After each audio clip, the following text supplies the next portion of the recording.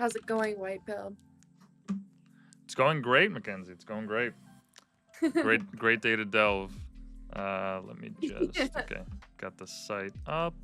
Apologies. Last minute multitasking. Okay, should be good. Perfect.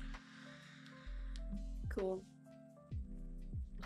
But yeah, it's Yeah, great. nobody great. knows this, but we do this a lot. Just Trained professionals. Trained professionals. Yeah. So we're kicking off this new series called Live Happenings. Title is a work in progress. We're making it up as we go along, like with everything. But essentially, the point of all this is to engage with all these different ideas and concepts around art and art history and what the mission of Outsider Supply is, just in a different medium instead of just writing or making spaces. Live streaming just kind of adds another extra layer to it. So to kick it off today, we just wanted to, I don't know, I guess like discuss what the beginnings of Outsider Supply is and what the reason for its founding, the inspiration behind it, and why it's so valuable just as a mission in moving forward. But McKenzie, you have the floor on this one. You're the you're the expert here on that. Yeah, I know, right? Because, as an artist, how art and commerce meets up, it can be like a real sticking point for any of us. And so Outsider Supply is really an iteration in my own life of this desire to be an independent artist who makes their own money, who makes their own decisions. That's been my personal path, and that's been going on for quite some time. So I've had a couple of brands before this, and this felt like more of a return to self and like to true intrigue, and again, really trying to take everything to the next level. And I won't say that it was clear like that from the beginning, but as time goes on,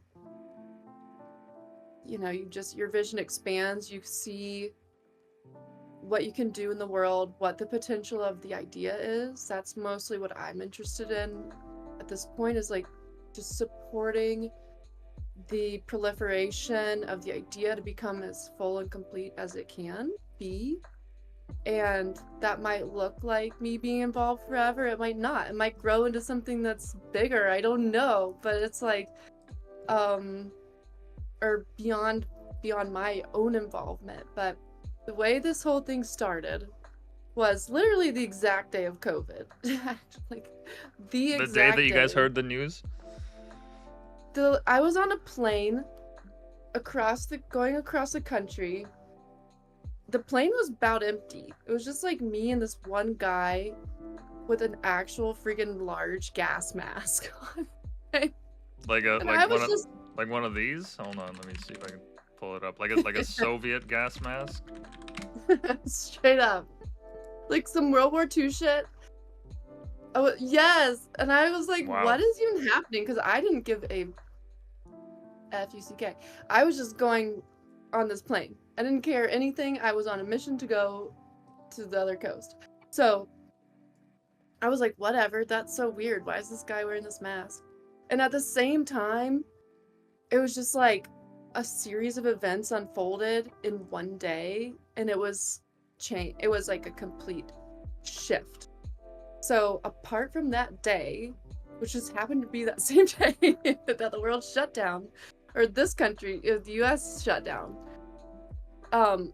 it was almost like it was like being on a cliff dive where you're like, whoops, I didn't even know I took a jump. So from that place, at that time there was a group of us working together. There were 4 of us who had been doing something previously, and that was what quit. It was abrupt. We were like, what do we want to do? So we took some time, and over the course of the summer, we started building out a new concept. And what we really did was say, we know art. Like, the whole mission has always been about art and fashion and art and clothes. And the idea that instead of going and buying like even if you have like a cool painting from like a young artist, it still might cost you like $3,000, because if it's good, like maybe that's what they're asking. And I respect that, I like to do Mm-hmm. that kind of stuff. So it's like, okay. And in fact, to go way, way back to before Outsider Supply, that the whole way that I got started working with art and clothes was simply that. It was I'd been in art school, graduated, sold a bunch of art, and I was like, well, that was cool, made a good chunk of change, but really the amount of time and what it could mean to be a studio artist and have to start like kind of, again, working toward the will of your collectors or your gallery or like anything like that. It was just this moment where we're like, well, let's just do something where we have more autonomy. So we started mixing clothes and art. And like, of course, because we're like heady like that, we're like, oh, this is like living sculpture. We're like, you're the canvas. And we still like to think like that. So yeah, so like when it came time for Outsider Supply to be born or channeled, I think is really like what it was. It was about us getting back to the fact that we love fine art and we love art, and we were like, you know what, we should actually talk about art history. Like, I did take some art history classes. I'm not an art historian. I'm constantly learning on the fly, and as within the whole company we are learning on the fly. Yeah. Although Alice and the other like creative, or how do I say that, she's really the other founder type. It's like she is an art historian, but she's also an artist. She knows a lot. It's like impressive. And in fact, the new collection that we're showcasing is all her own solo work that she made, the antiquities collection recently. Some It's of the up. It's stuff up that, here for anyone that wants to see the yeah, photos that are fading up top. That's the collection that you mentioned there. yeah, it's like, it's really nice. She's got a really great sense of style and very chic, very artsy, just cool pieces that you're not gonna see. They're well put together. I love her work. And we like to collaborate together a lot. We make about every decision together, but also on our artwork, like with this brand, we make a lot of things together most of the time. So it was like, let's just talk about art history. No one's even doing this, you know?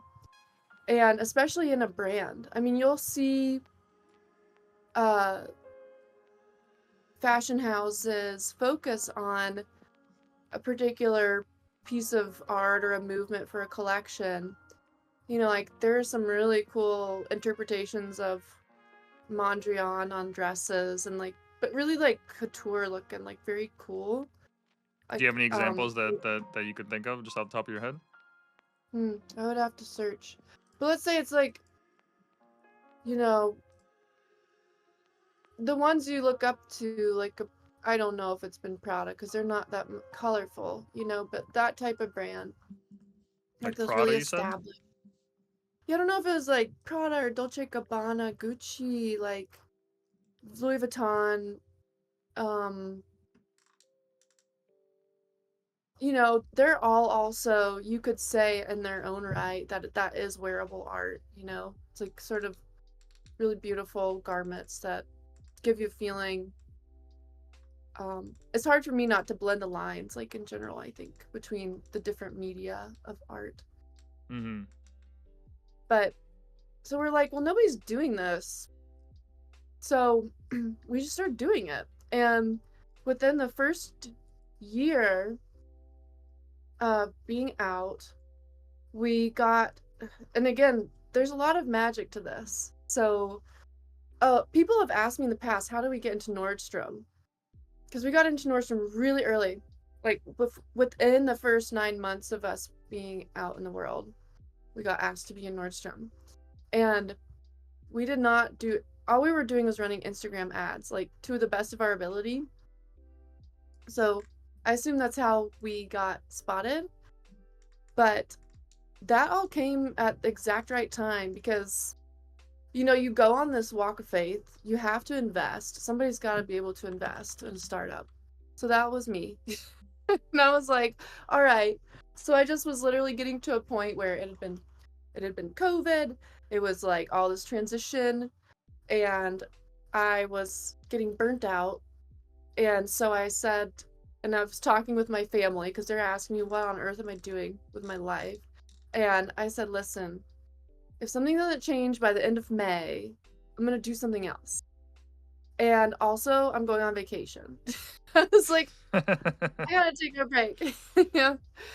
And what was so cool was that I flew to Phoenix, which was the first time, that's the only time I've been to Phoenix so far. And so I get to Phoenix, and I wake up the next morning, like getting ready to sort of tie up loose ends before I take off. And Allison's like, guys, like, we got an email from Nordstrom. We're like, what? So they were doing an art focused special feature in their top flagship stores in the US and Canada. And they found us and invited us to participate alongside Tappan Collective, which is a really cool platform. It's like a contemporary art collecting platform. And they do really nice work.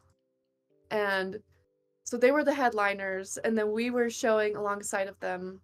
We ended up being their number one brand, and we were all over the place. We were in Manhattan, we were in downtown Chicago, we were in uh, Costa Mesa in California, Palo Alto, like the most beautiful stores. We were in Toronto, we were in Vancouver, and it was just a great honor. And pulling that together was totally insane. Um, it's even one thing to do a smaller type of production, but for that, we were like, okay, we're making like a bunch of pieces. So that almost feels like we should talk about that whole story after we've been drinking, because it was just a complete just insane. And just suffice it to say that at the end of it, Allison and I were like disgusting. Our hair was like glued to our head. We had not showered for days. We were driving on a quarter tank of gas through the night to actually take the stuff and put it on the tractor trailer, because it was just like a comedy of errors the entire time. And we had to use so much willpower to get that stuff done. And so we did. Nobody knew what a hot mess it was for us to actually pull together. And and then yeah, and then shortly after that, we've just kept building, keep designing. We had the opportunity also to become a vendor at Anthropology, which is really cool and a great compliment. Um, and so yes, so that's how we began. We began out of like a wish and a prayer and just like throwing stuff at the wall, doing things that we actually liked. And I think that has been the whole journey, is like, again, as any person, but I know for me in particular, I avoided a regular path in my life because I wanted to have integrity with myself and do something that I really loved and actually believed in. Because, like, I'm not really, I can only sell, if I have to sell things, like, I have to believe in it. I cannot do anything that I do not believe in. I won't be able to sell it because I won't even, I won't want to, you Of know? course, of course. Yeah, so it's like, that's been the whole foundation of it. And I think that the beautiful thing was that then about a year ago, or a year and a half ago now, I got the intuition to get on Twitter, and it really was an intuition. And then I found Peapod, and mixed in with that this whole vibe and necessity of Renaissance. Like, not only an intrigue in the Renaissance of the past, or Renaissance of the Renaissances of the past, but also like where we're at right now. So, it all feels very timely. And of course, like, and when you have the Italian Renaissance, for example, and really every Renaissance that came before that, they're always looking back. They're always looking back to what came before them. What was the knowledge? Like, what was the art? What was the geometry? What was, what were the principles that had been previously discovered but have been lost? So it also feels like a perfect right on time where, I don't know, I just felt like the world felt like it was almost like totally gonna implode, almost like inviting nihilism. You just want to give up. It's like, okay, well, at that point, you're gonna decide, do you just fall apart or do you get back up? Like, do you actually have a rebirth? Do you find new inspiration? And sometimes to find that inspiration, you go back and you see what already was. So that's pretty much what our whole practice is, or it has been until this point, instead of working fully with contemporary art, which we have a little bit. But it has been to go back and just start rehashing these different movements, different artists that we like. Yeah, and again, our process is incredibly intuitive, like, and we always get surprised by the way that we are making our way through this stuff, because it's like, it seems to happen right on time. Yeah. Quite a story.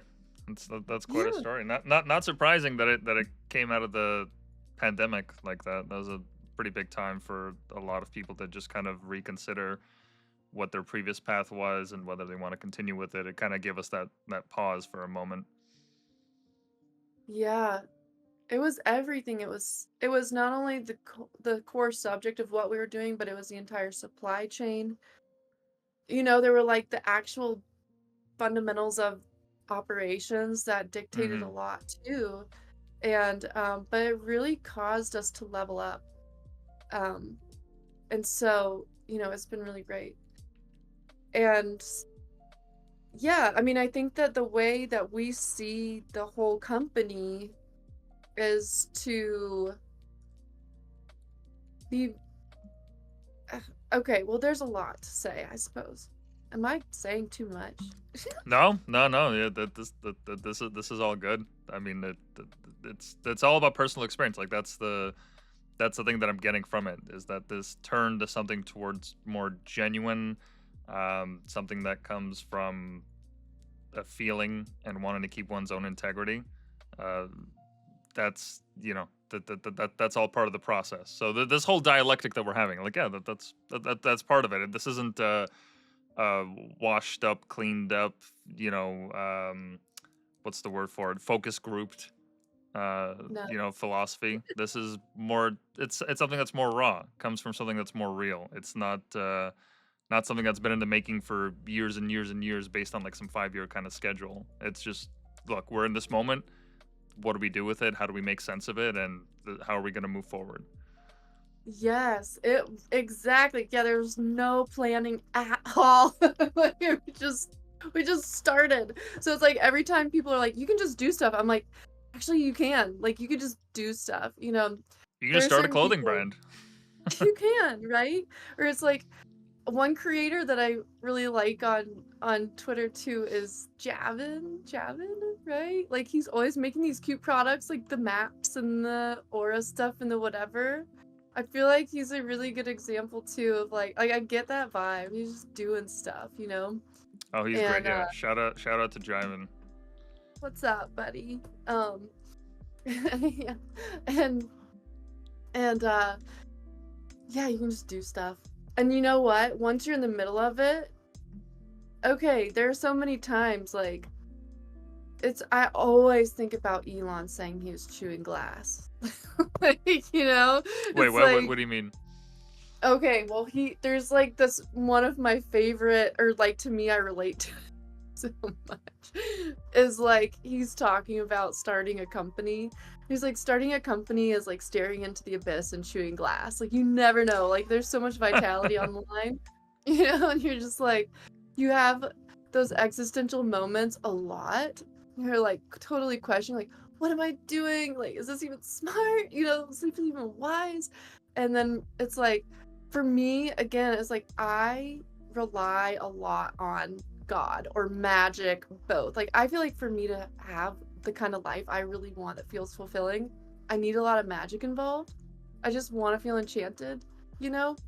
So it's like every time I've asked for something or like been like, okay, like put a hard line or something, it comes up.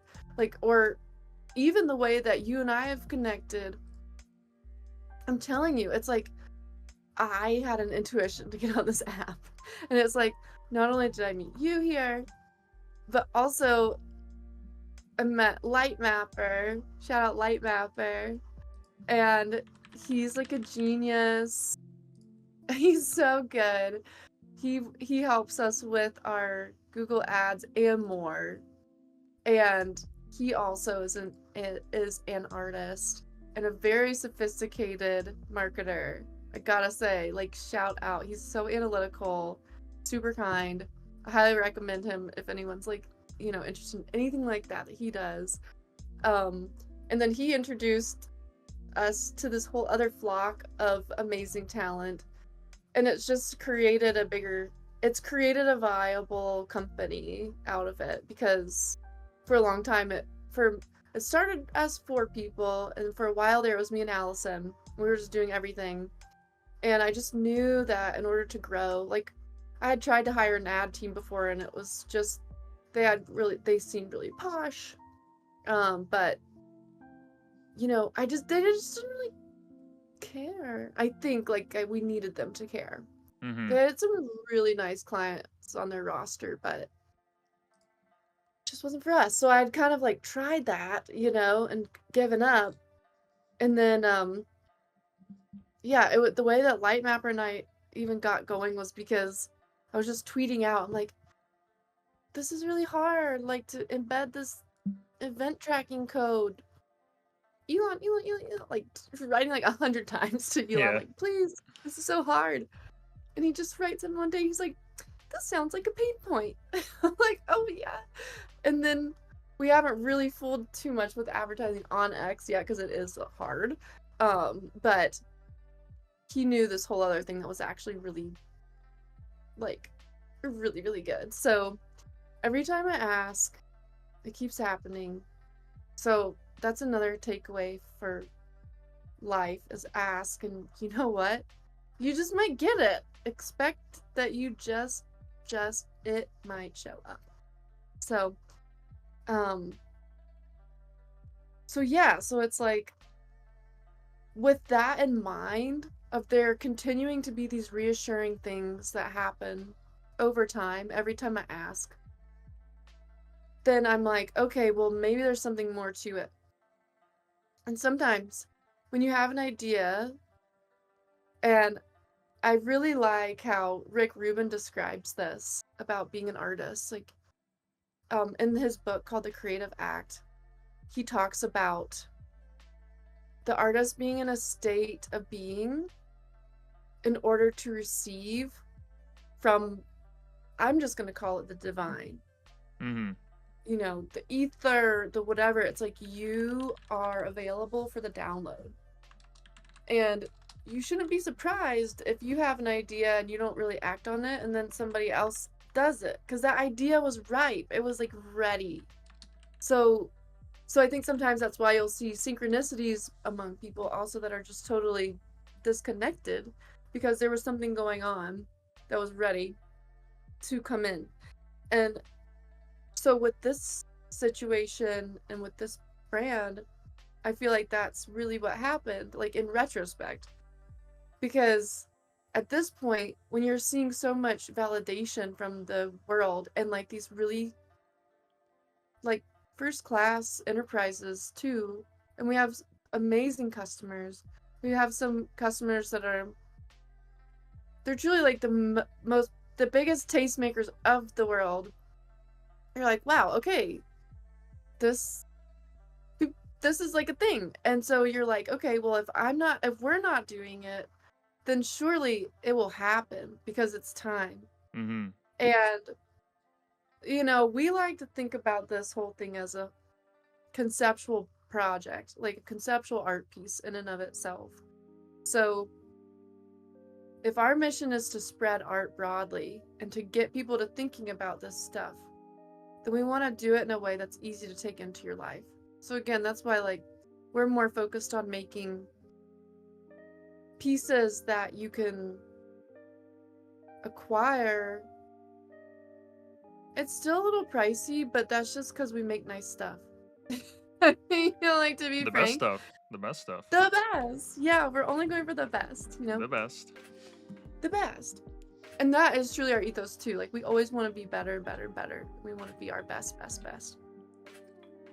And so, you know, we want to have something that is like, okay, it's literally like art that you can put into your daily life. Even just having a hat sitting around, like, I'll say this, like, we make a lot of hats too that have text on them that will reference art movements or artists or things like that. And it's cool because sometimes when I'm out in public, people will be like, whoa, you know, they'll actually stop, you know, especially if they are that type where they want to think a bit more.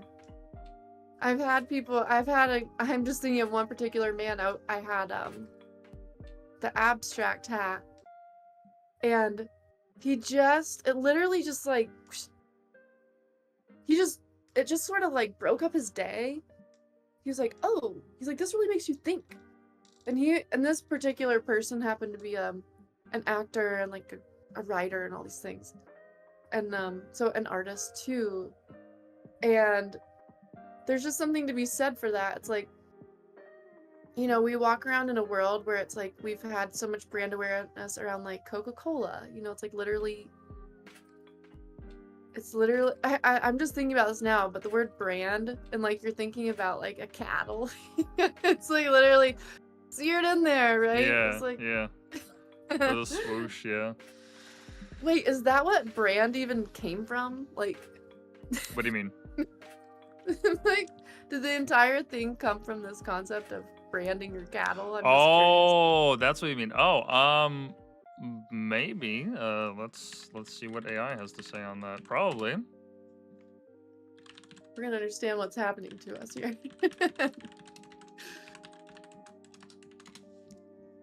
Oh. It's interesting. It comes from ancient Norse and Germanic. Ooh, fancy. It means to burn. It does! You know those Vikings were on some... They were probably burning all kind of shit. Excuse me. I probably shouldn't cuss in this podcast. Live stream. I will quit. Oh, we can. It's alright. Oh, good. It's yeah, it's X. Yeah, anything goes on X. Well, just about. Just about. Almost. We've learned some things that you cannot do. Okay? We are well within the safe zone. Oh, yeah. But yeah, no, I guess, yeah, I never put two and two together, but yeah, it makes sense that that word could be used interchangeably in that regard. Yeah, right? Or the origin. So, okay, cool. So we found another origin story, right? Like, a lot of this is about origin story, this whole thing. And in fact, like, we don't really have her out front as much, but like, Venus and the birth of Venus is one of our kind of, and maybe she's our mascot. I was saying yesterday, I'm like, we need a mascot. It's really Venus, you know. And the beauty of Venus, like, we always like to look at Botticelli and the birth of Venus, that lovely painting. We haven't made any work around that, but we've made some branding stuff around that. You'll know it when you see it. But it's like, here she is, coming out of the ocean, which is how we all began. They're like emerging at like a pearl. And, you know, the female figure, the channel of creative, well, we'll say this, the channel of birth, right? Like the channel of birth. So she is one of our kind of internal figures that we think about a lot. Sorry, you're still hanging out with a lot of girls. It's part of life. It is what it is. The girls. So yeah, it's like getting to the origin. I don't know. Anyways, we've gone back to the primordial sea. Um and even look, that's the thing, is like the word brand, like even just taking a minute to understand that and be like, where'd that even come from? There's so much packed into that word. You know, there's so much packed into that word when you hear about where it's from. And then the way it carries forward. When did that word even begin? You know, it's like, and it's still around. Pretty amazing. When you think about it. So when it comes to art history, it's the same thing, right? It's like, where did this even come from? Like, I feel like right now there's so many complaints around, like, I guess you could say it's like people are like really over the impacts of the 20th century in ways. You mean in like in And postmodern art? I guess, or just even modernism. I feel like a lot of people kind of reject modern aesthetics, brutalism, you There's a lot of know, it on the timeline, certainly, that's for sure. of the rejection of it or the intrigue into it. I'd say the rejection. Yeah. At least, I mean, that's also like it's based on the accounts that I follow, so this isn't a universal ethos, but at least from what I've seen, like there's a lot of people that they want to quote unquote return and move away from the modernism and postmodernist influences of art because, from my understanding, the whole thing is supposed to be about rejecting old values for the embracing of something new, which is typically, at least through art history, is rooted in some kind of absurdism or surrealism.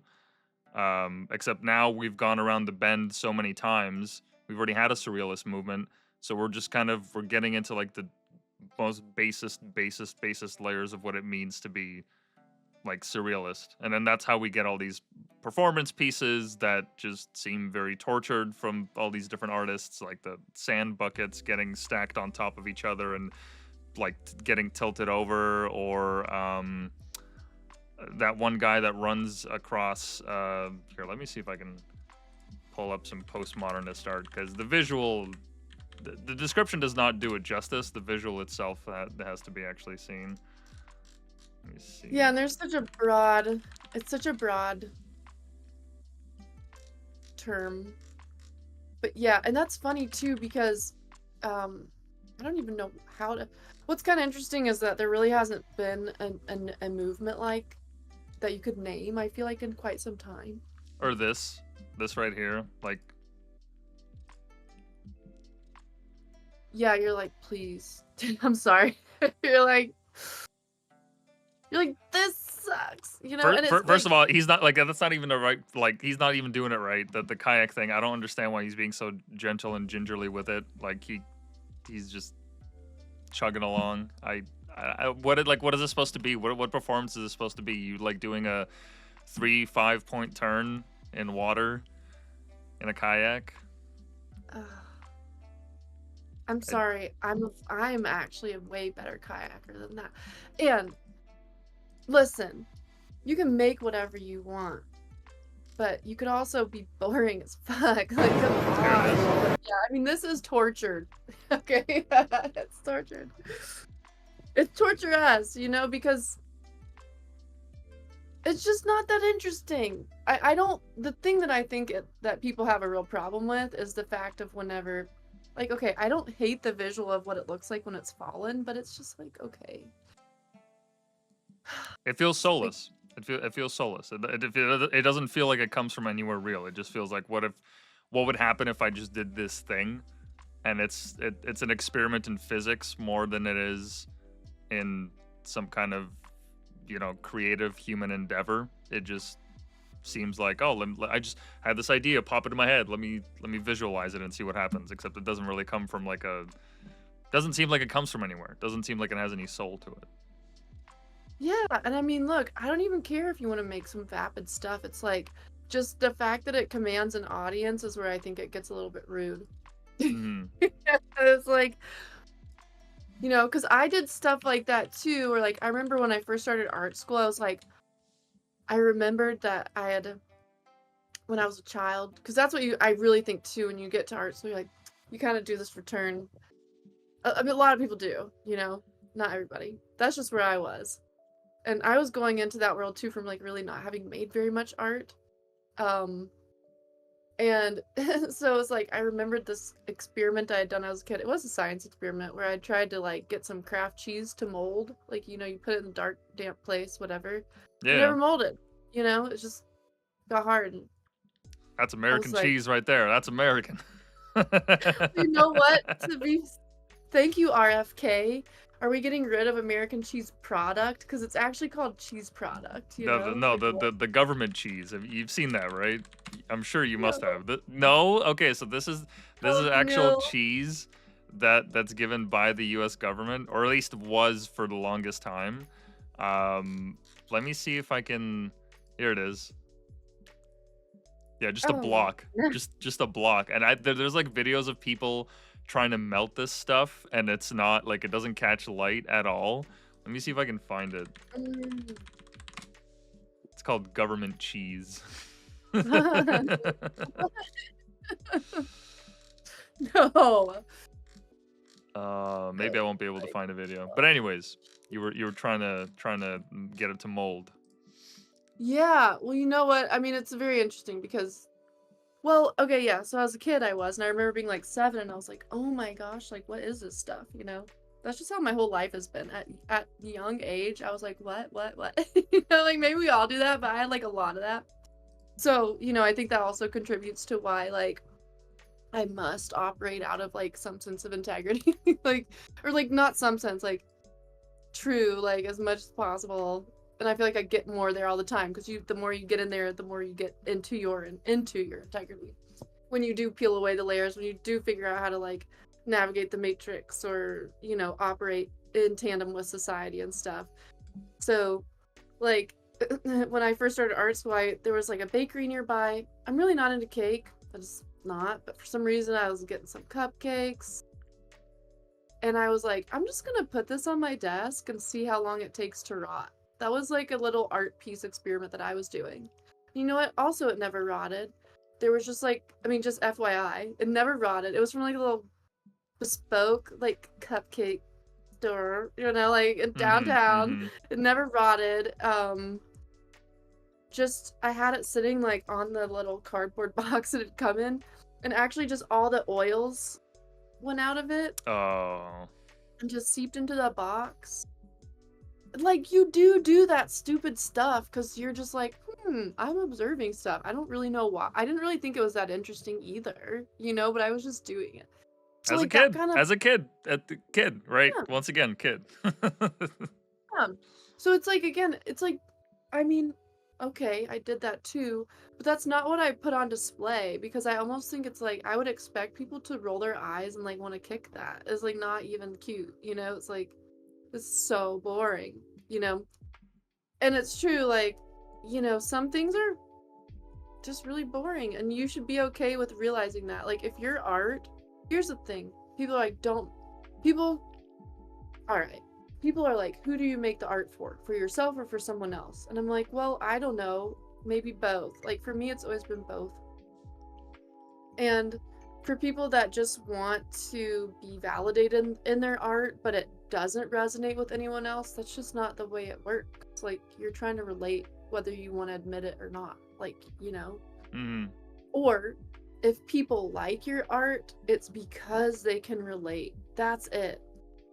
So it's like it almost gets into memetics, which I think you know way more about than I do. Like, but that's basically what is what, right? Like, don't you think that's that's the whole thing with memes, right? It's like why so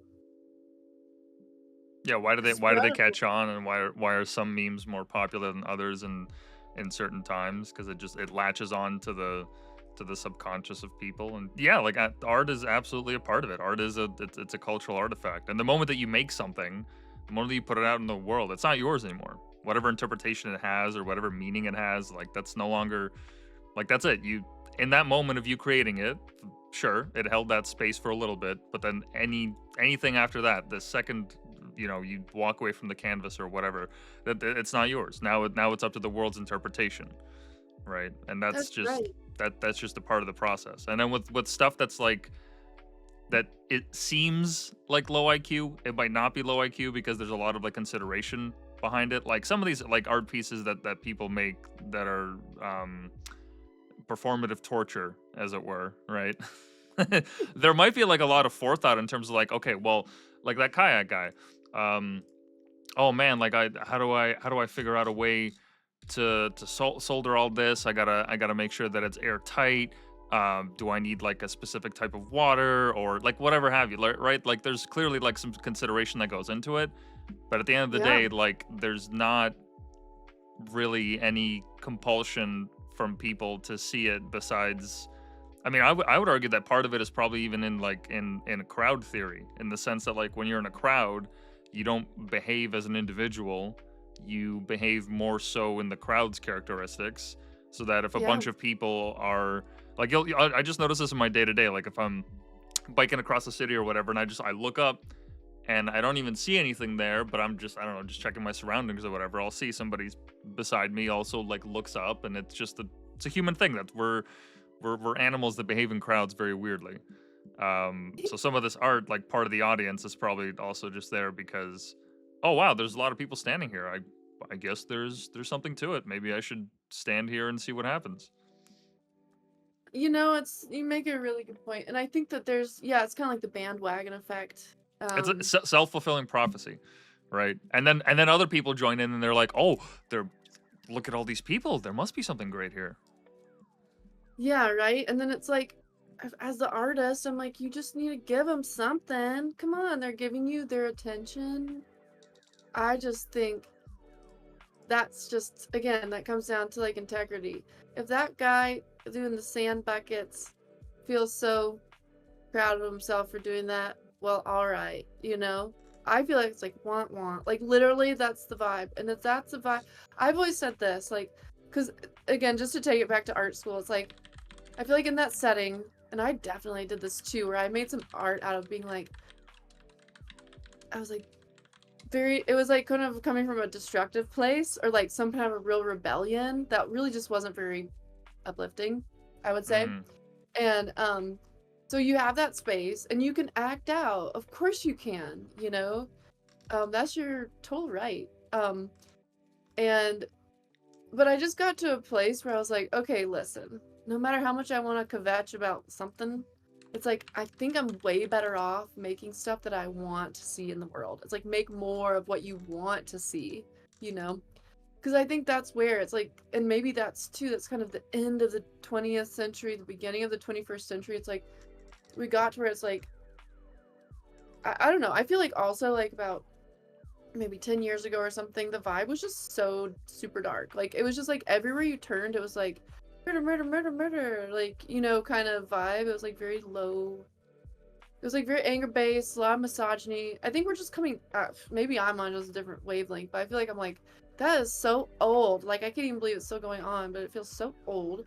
And it's like, just, it's in that same mindset of being like, okay, and I can't help but go into like some spiritual connection too, but because to me it all goes together, the whole life. I can't even separate stuff. mm-hmm. But it's like I think too, like when just to go back and look at the 20th century, like why did it even happen like this? Like why is art even like this now? To me, it's like this. I've said this a lot of times, so it's like nothing new.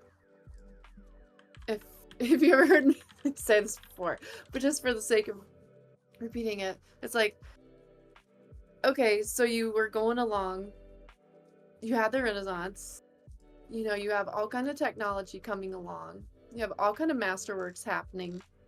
Of course, everyone's like, why isn't that happening now? I'm like, okay, well, why don't you go work for the church? Okay, I don't know, whatever. Like these artists weren't just like randomly chiseling marble like into works of God. It's like there was a patronage there.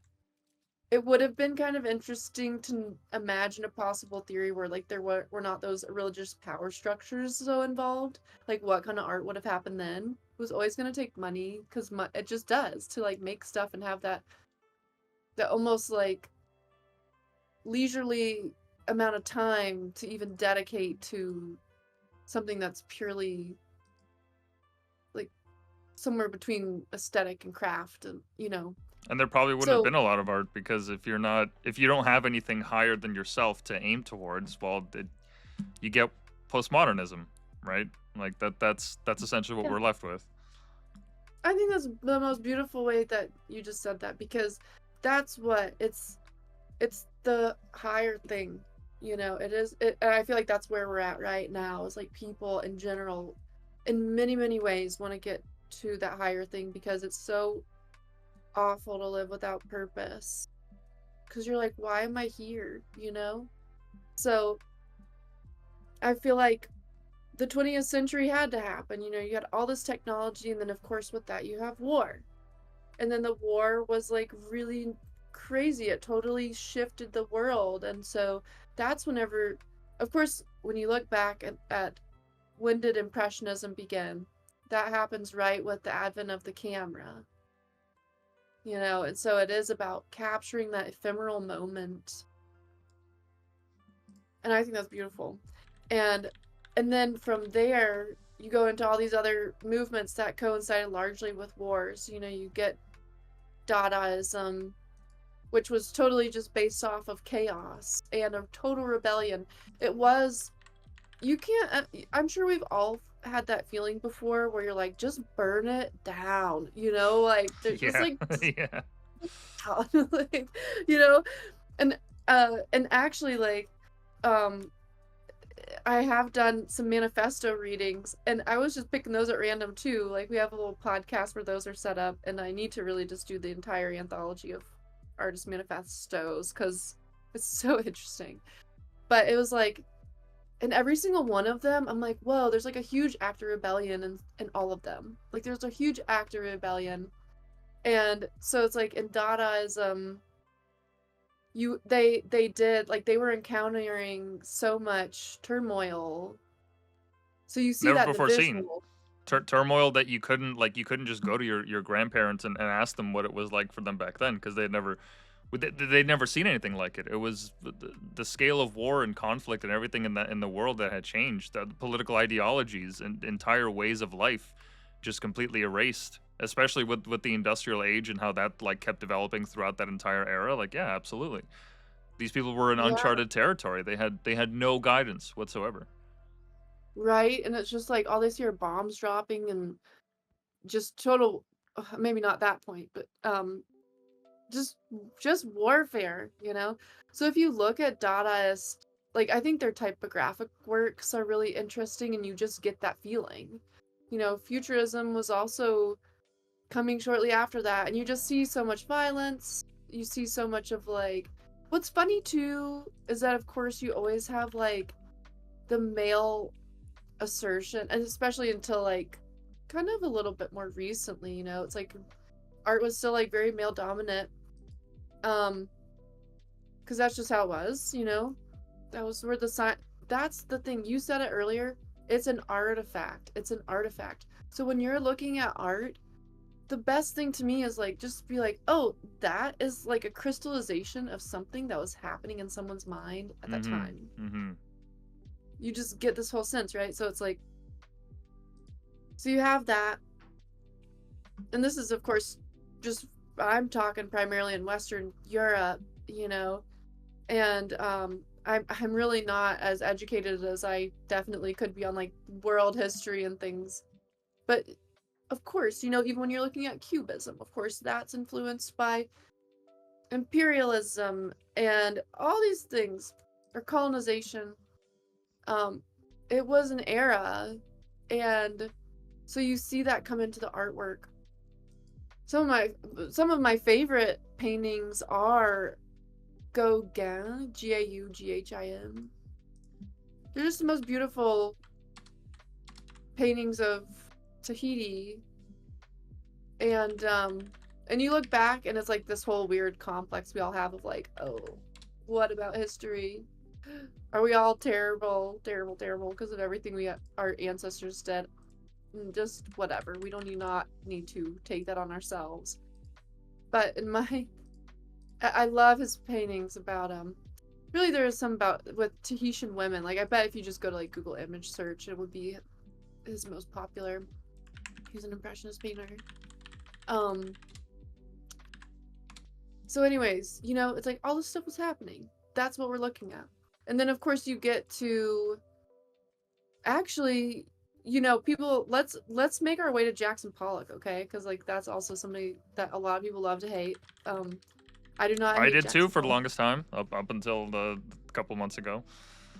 Yeah, like I don't care to like invest in a Pollock, you know, but like I get to a degree. I feel what he was doing, you know, like so okay, so like let's take a look at the Bauhaus. That was happening in Germany in the 40s, 20s to 40s. Short-lived.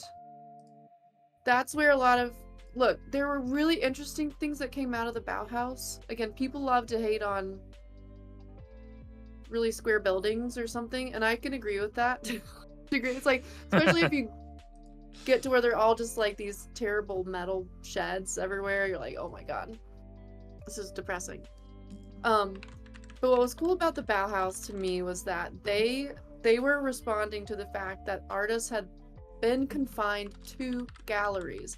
Like in the early 20th century, you had galleries in Paris in particular, had like these salons happening, and and in fact, the background of our call today, or our live stream, is totally that look. That's what was happening in Paris. It was that salon, which just art was just like squished in everywhere. Every inch, yeah, every spare inch where they could fit art. It's so interesting, right? It's like it's cool, you know? But what the Bauhaus sought to do was to bring the artist out of the gallery. So like we can relate to that too, you know, in Outsider Supply, like in our endeavor.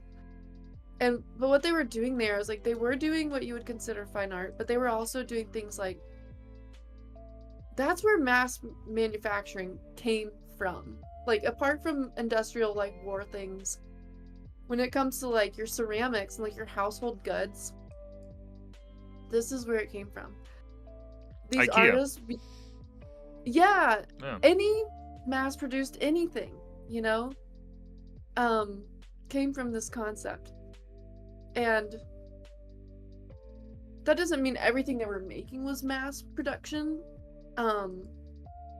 But what they wanted to do was bring the artist into the whole building. That was their philosophy. That was the ultimate aim.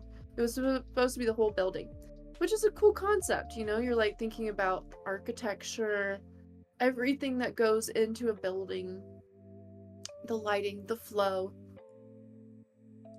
I don't know how much they thought about the guts of a building, like the plumbing or the whatever. I like to look at it like that because that is the whole living thing. Mm-hmm. And then of course it's like, what are your fabrics? Like, what's on the wall? What are you eating out of? Like, what, you know? And they also were doing a lot of, and they had a lot of parties. Like, partying was part of the curriculum. Like, it was like vital to the culture. And As it even should be. As it should be. as it should be, right? We all gotta like hang 10 a little bit, and like go a little bit wild. And also there you had like this sort of advent of the free-spirited woman. Even though the school, like the guy who ran the father of the Bauhaus, Walter Gropius, like he still kind of believed that women should be weaving. That was sort of a thing still. That was definitely a thing there still then. But when you look at pictures of the parties, which actually, if you, in our Bauhaus collection, there are a few references to the cult. That collection, what is all about the spirit of the Bauhaus and like what was going on there. But we've got a few that like reference like the dancing, that one on the top right there. Yeah, like if you look at that artwork, you know, like you have kind of just these like girls that are Girl jewels. girl jewels, right? They're like letting loose. So that was a part of that too. And when World War II came along, the Bauhaus got shut down, unfortunately. Which also I just want to mention too something cool, and I don't really know the connection yet, but it came. I learned the other day the location of the Bauhaus, which was in Weimar, and actually I just started reading Thus Spake Zarathustra. If I'm saying that, I think I say it wrong because I think I had it wrong in my head to begin with. But that was also like it's just interesting that Nishi was like also hanging out in Weimar. Interesting. Um, I don't know when everybody was there, but it's just kind of interesting, right? There are these things, these schools of thought that happen in places. Oh yeah, yeah. There's a map that I don't know if I'm gonna find it, but there's a map that shows that like Lenin and Hitler and all these people were worth. I could also be mixing names up, but that all these people existed within like a couple of block radius in this like little area in Germany. Um, Let me see if I can Huh. find it. Probably not. But yeah, that they were all like within these places and they were all frequenting the same kind of like coffee houses and all these different locales, and just a sense of the culture was like just existing within that whole region. Fascinating. Yeah, you're wondering, like, of course you see like again, 1920s, when you have the lost generation, like the expats, American expats that live in Paris. And of course they're all gathering. Like, of course, there's the movie Midnight in Paris, which is a cool one, like if people are interested. But yeah, basically it was like Gertrude Stein would host these things called salons. The word salon comes up over and over again. And it was like just basically gatherings, just parties at her house, and it'd be all kind of interesting artists would be there. Um, and writers, Hemingway and Picasso. Yeah, and then this wasn't just limited to to Europe, because in the U.S. with Jackson Pollock, they had their own bars and regions that they frequented. Specifically, the Hamptons. That was a getaway for a lot of artists at the time, Yeah. that populated the region because they wanted to be close to the New York art scene, but still far away enough that they were able to escape from it if needed to have their own studios and their own space for their creations. Yeah. So cool, right? And it's just like it's a natural thing. I think too, like because artists a lot of times tend to be can often be insular. It's like This is it's true. kind of it's important to like have those moments to connect with other artists.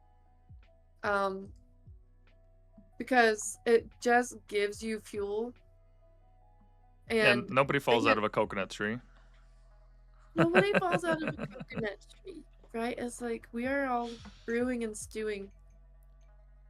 And yeah, so it's like getting to like how do we get from Bauhaus to Pollock, for example? It's like, well, there's not a direct connection, but what's interesting is, okay, Bauhaus closes down due to World War II. It's kind of crazy. Like some of those artists they were like, I don't know if they were forced or if they chose to. I don't know. Like some of them stayed in Europe. One artist like was again, I don't know if they were forced to or if they chose to or like what's the difference in that type of situation. Like they were literally like designing the gates for concentration camps. Like I think it's like Auschwitz was the gates of Auschwitz were I think Auschwitz were designed by a Bauhaus artist. Now again, and that's a whole other deep conversation too about how governments and especially dictators what they do to artists. But um a lot of people from the Bauhaus left and they straight up came to North Carolina. Which is like so mind-blowing to me. Just Like a, very just near. as a quick side point there, that artist actually just found the name. It's Franz Ehrlich, who was actually a former student at Bauhaus. So you are correct. He ended up designing this gate right here. Is that which location is that at? Is that Uh, Auschwitz? so this is the Buchenwald concentration camp. Unbelievable, right? Like, um, Yeah, he was imprisoned there in 1938, and the guards ordered him to create a gate with the cynical inscription "To each his own." oh, this is so awful. But yes, you were saying that a lot of them migrated to North Carolina there. Yeah.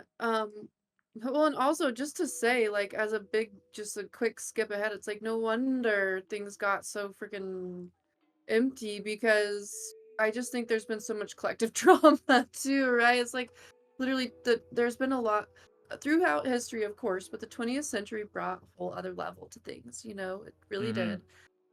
Not only was it like you had this advanced military capability, but then also like the world learned about it.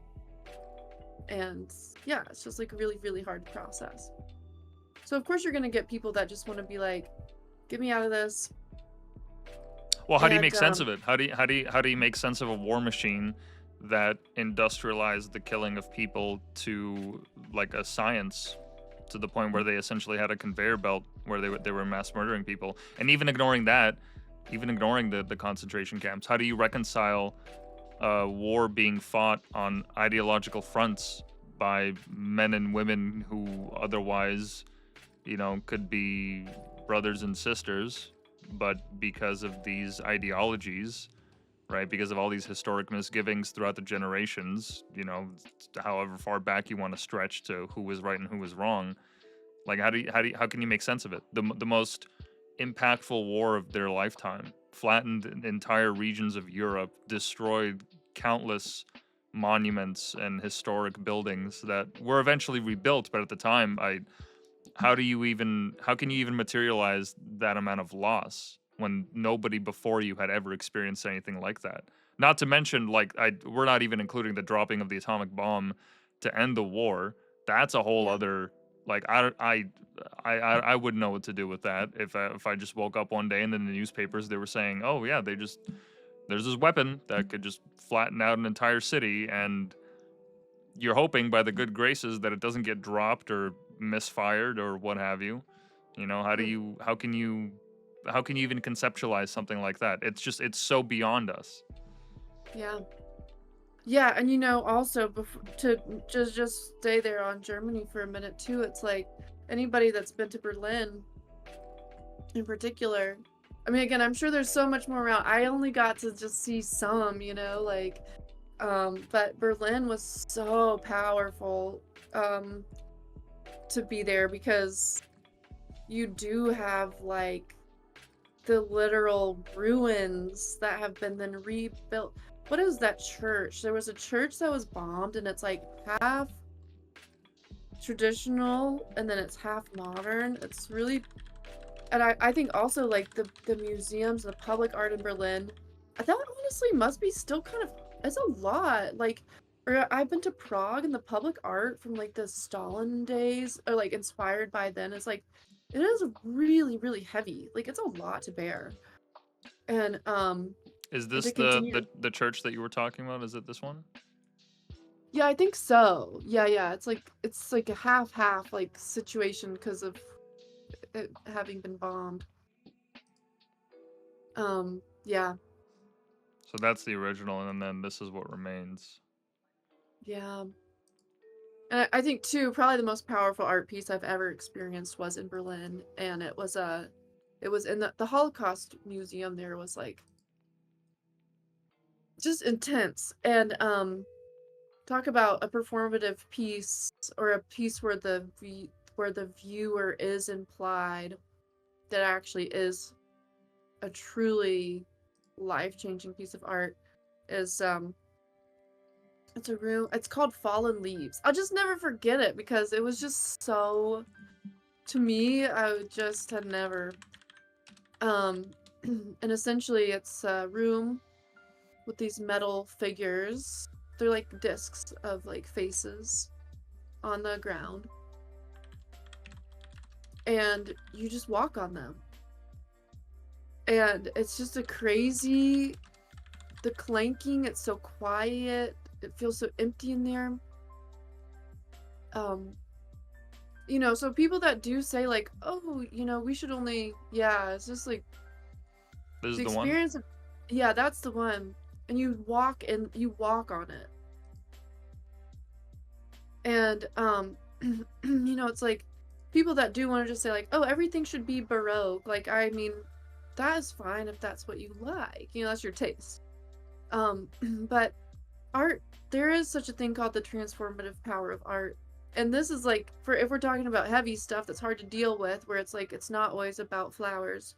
Like, this is a really amazing piece of art, and I highly recommend that museum to anyone. And just really Berlin in general, I think is an amazing place for art. Even though you might have like a lot of tortured performance art coming out of there too. A lot of performance. Not like I know that much. I just have friends that make that kind of art, and they make good. What they're doing is good. It's like it's strong work. So it's like you can't throw the baby out with the bathwater in terms of styles of art, like all that stuff. And of course, like again, it's like you're like, how do you even process that? What's happened through history? And I think that art can be a really powerful way that's what we're doing with art, right? It's like we're literally translating the experience, and externalizing it in some way.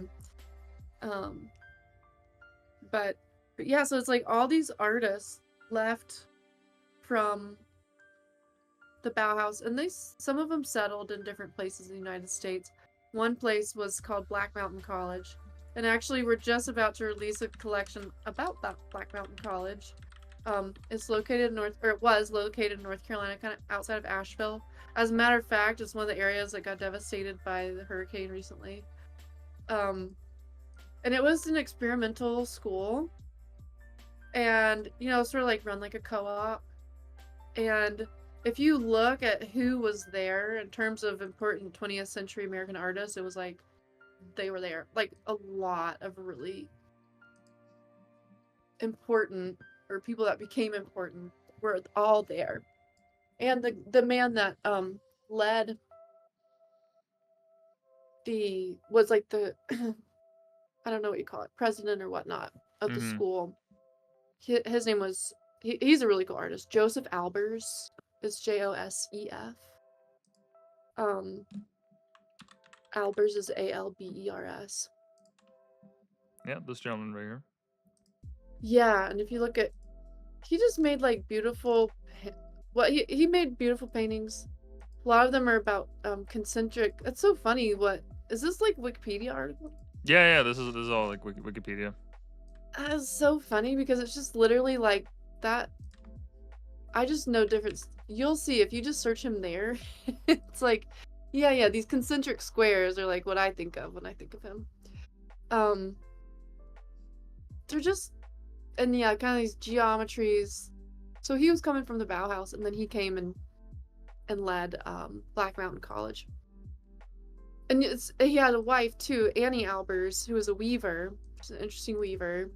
So it's like almost when you see them side by side, you could see kind of the influence of weaving and minimalism, modernism. You might like it, you might not, but some I love, it's like, and of course too, it's like I feel like sometimes people act like if an artist made one thing they don't like, then they're like, oh, this artist, I don't like this artist. You might not like it at all, but it's like there might be something in the, who cares? If to me it's like if an artist made one piece I like, then that's what I'm there for, But yeah, so it's like you have that, and then you get to America, mix it with the 60s, okay, where everybody lost all sense of morality or something like that, Well, once again, another abandonment of established ideals and morals and so on and so forth, and to an extent, it's justified, right? To an extent. Yeah. There was a lot going on, right? It's like you have civil rights going on. You have a lot of things that are like a lot of push-pull dynamic, a lot of push dynamics, I feel like, in the 60s in the US, And of course, right around that time, you're also having Jackson Pollock, who is, like you said, living in upstate New York, drinking a lot, being a bit angry. And like that's to me, you just see the emotion. And again, you have to think too with art, it's like, yeah, you could always have perfect technique. Like there's no shortage of that. You know, if you want a perfectly painted object, then you can just train that. But then there's this kind of journey of art too, that's the cerebral part, is the philosophy, it's the philosophical part. So to me, what I like about Jackson Pollock, even though it's just like, okay, it's pretty simple when you think about it, is the physicality of the work. You know, to me, that's like what I see from his practice, and what I appreciate a lot is the fact of the physicality of it. So listen, if you leave a painter with a paintbrush for a long enough time, they're gonna start thinking about the fact that their arm is moving to make this paintbrush go. You know, it's Yeah. like you're just gonna get there. You know, like how And conceptual do we want to get? yeah, right? So you're gonna walk through all of it, right? Until you get to a completely white square. You're gonna get there, you know? Because you're gonna be like, this is all colors. You're gonna say, oh, this is everything, nothing. This is a void, this is everything. This is, you're gonna say whatever, you know? It's like, Yeah, you're gonna start painting with Venus, and then at the end you're gonna wind up with artist name escapes me, but the guy that just his entire canvas is just this giant blue square, and the closer that you look, you actually see like there's gradations, but when you step back, it all just looks blue. oh, it's probably Eve Klein. YVES. Yeah, he was like, see if that's who it is. Eve Klein with a K. Yes. Yeah. Exactly. Yeah. But hey, like to me, when I look at that, I'm like, that looks so good. You know, it's like I just want to look at that color. You know? And then Yeah. again, yeah, and you're like, how did we get to performance? Well, he also was really involving performative elements in his work because, you know, he was, if you look up his works where it's like, he was basically painting these nude ladies with this ultramarine blue, or I don't know if that's the right name for the color. Eve Klein blue. I think it's ultramarine. Um, and again, what about art that just sits there and appreciates the pigment? Like, why not? You know, why not have that pause just to enjoy, like, wow, look at that amazing pigment. But if you look up, maybe like Google image search. Oh, yeah, there you go. You know, he's like painting these ladies and then just smushing them up against the canvas. It's interesting, you know, they're cool. And then Yeah, you have somebody that's like me and we're like, okay, well, I kind of want to do that, but can I do it on a giant piece of glass? You know, it's like, why not? There's, you know, it's interesting. But again, you might like it, you might not like it, and that's your taste in art. You know, it's like if I were an art consultant, I'd be like, what do you like? It's like that. I just think it's always important to remember that when it comes down to, okay, this is art history, but what do I even like? You might like it, you might not. That's actually totally cool. And like to your point too, what you were saying about when you make art and then you put it out in the world and now it's up to the world's interpretation. That's right, you know? And there's nothing to be offended by. Like I remember in my final critique, it's funny, it's just for some reason I just keep going back to art school right now. But in my final critique, I had done an installation with neon. I'd like painted this whole room green. can we still I'd find taken it, neon or up. is it up somewhere? Mm, right? We would always say if you didn't document it, it didn't happen. I don't know where those pictures are. It wouldn't be online anywhere, no.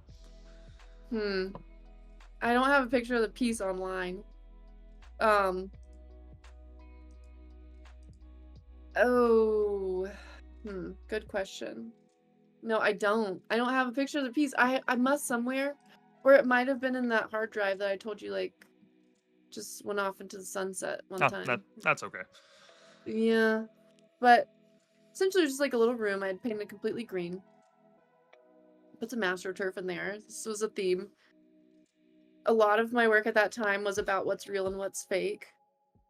I'd taken Monopoly houses, put them in a grid all over the entire wall and ceiling, put some benches in there that I made that, of course, I made them in the art school wood shop. So I asked artists how to make them. They weighed literally a gazillion pounds. They were cool, but like they were so heavy, you would have thought it was cement. Um, and I had neon signs that just one when you came in, it was green neon, it just said welcome back, and then when you left, there was one above the door that said sorry to see you go. So it's sort of like this situation where you could be like sitting across from each other on these benches. You had this sort of symmetry thing going on. And so I had a critique in there. And um it was just interesting. People saw different things in it. Like they were like, "Oh, this kind of feels like airport language and like all this stuff, and it makes me feel like traveling and blah blah blah." Blah." And and then this one guy, he was like, "This is just so sinister." I was like, Interesting. "Oh, yeah." And it was like he wanted to make me feel riled up kind of, but I just wasn't. I was like, "Okay, well that's valid." I think what I said was like, "Well, that's cool." Or I was like, "All right, how was it?" It was something like I know I said the words "I don't care," like I remember being like, "Oh, that's cool. I don't care." Like that's how. And then I remember Mm. he was offended by the fact I said I don't care. And I was like, well, "What I mean is that your opinion is valid, bro. Like, your opinion's valid." And so it's like if you really want your art to have a really specific impact, you go, yeah, there's your focus group. Go ask a bunch of people what they feel.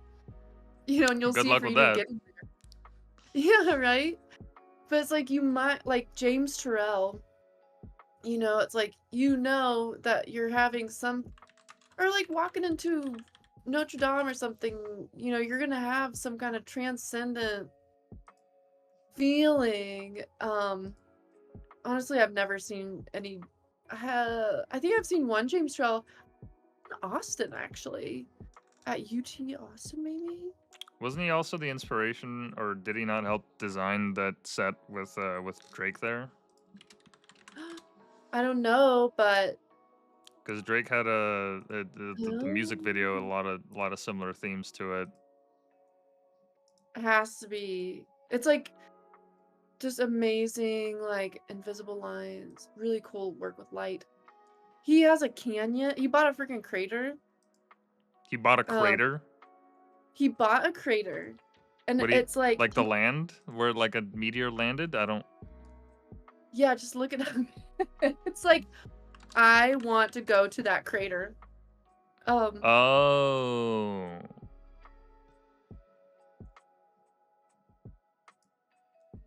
interesting. yeah, It's just like out in the desert somewhere. You could just go. yeah, it's out in the desert. So now we've kind of segued into land art, which is also I love. Interesting. Ooh, It seems cool. that is very cool. Yeah, he's kind of a cowboy. Like if you look at his actual picture, he's kind of like lives out there in Texas or something. And There he's he is just with making Obama. this, right? Like this guy is making this art. Interesting. Oh, there he is. Yeah, that's like what I think. Yeah, that freaking crater. Wow.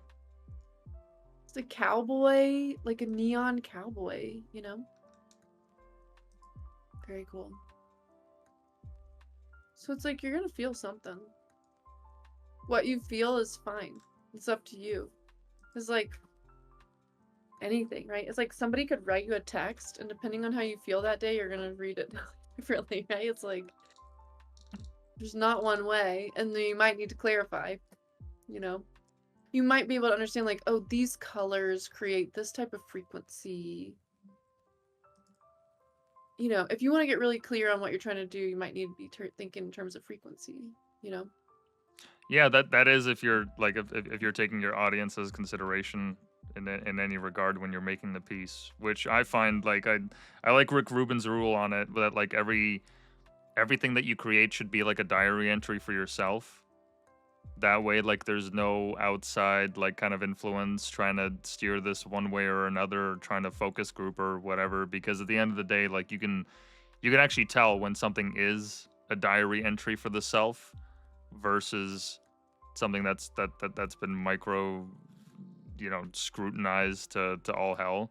I mean, that's why works like Meditations by Marcus Aurelius, like that whole text that still stands up to this time, of him writing diary entries as an Huh. emperor, saying, "Oh my God, it's cold. I don't want to get up from bed. This sucks. Like, the moment I get up, everyone's gonna be lying to me, cheating, trying to get their angle and work their way into my sphere of influence.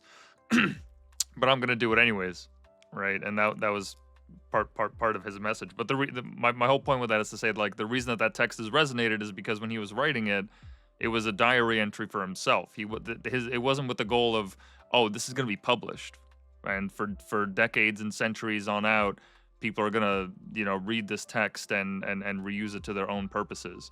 For him, it was just, I'm just writing in my diary, and then when it happened to be found and whoever collected it and composed it together, it became this whole masterpiece, and now it stood the test of time. We know who he is, we know what he wrote of, and yet the man lived thousands of years ago, right? That speaks to what Rick Rubin has said in terms of, like, yeah, every piece, ideally, when you make it, it should be a diary entry for yourself, and once you're done with it, you're done with it. Then you move on to the next thing.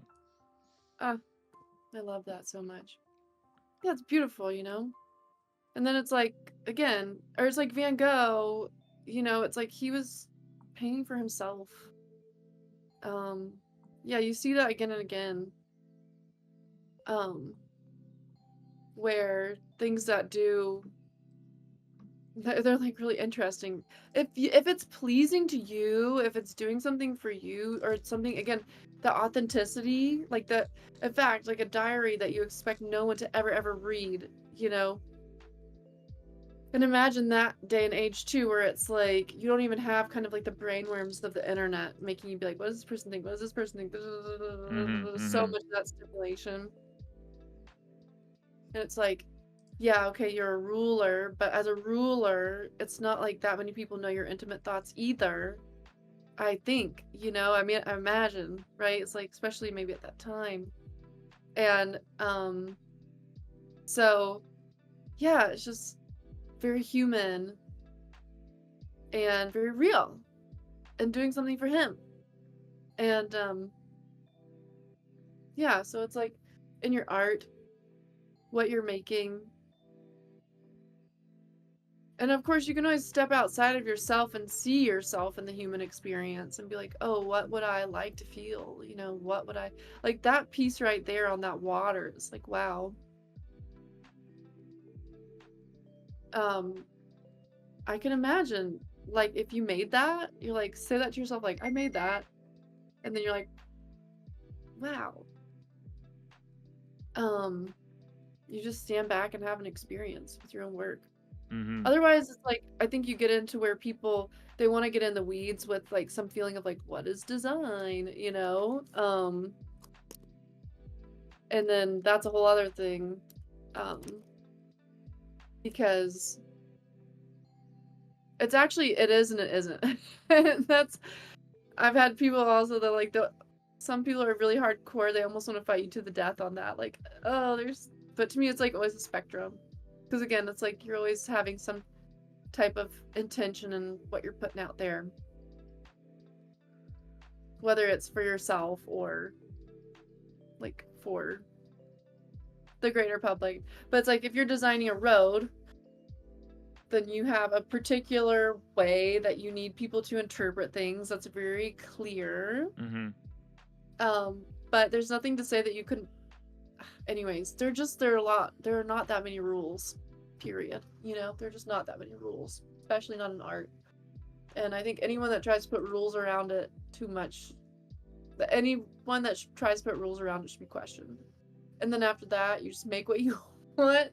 If people like it, then great, And if it is coming from something divine, like how I think, that's how I feel about this brand, is like, I feel like it is a divine mandate. Like, it's not just an option. It's about being a good steward of this thing.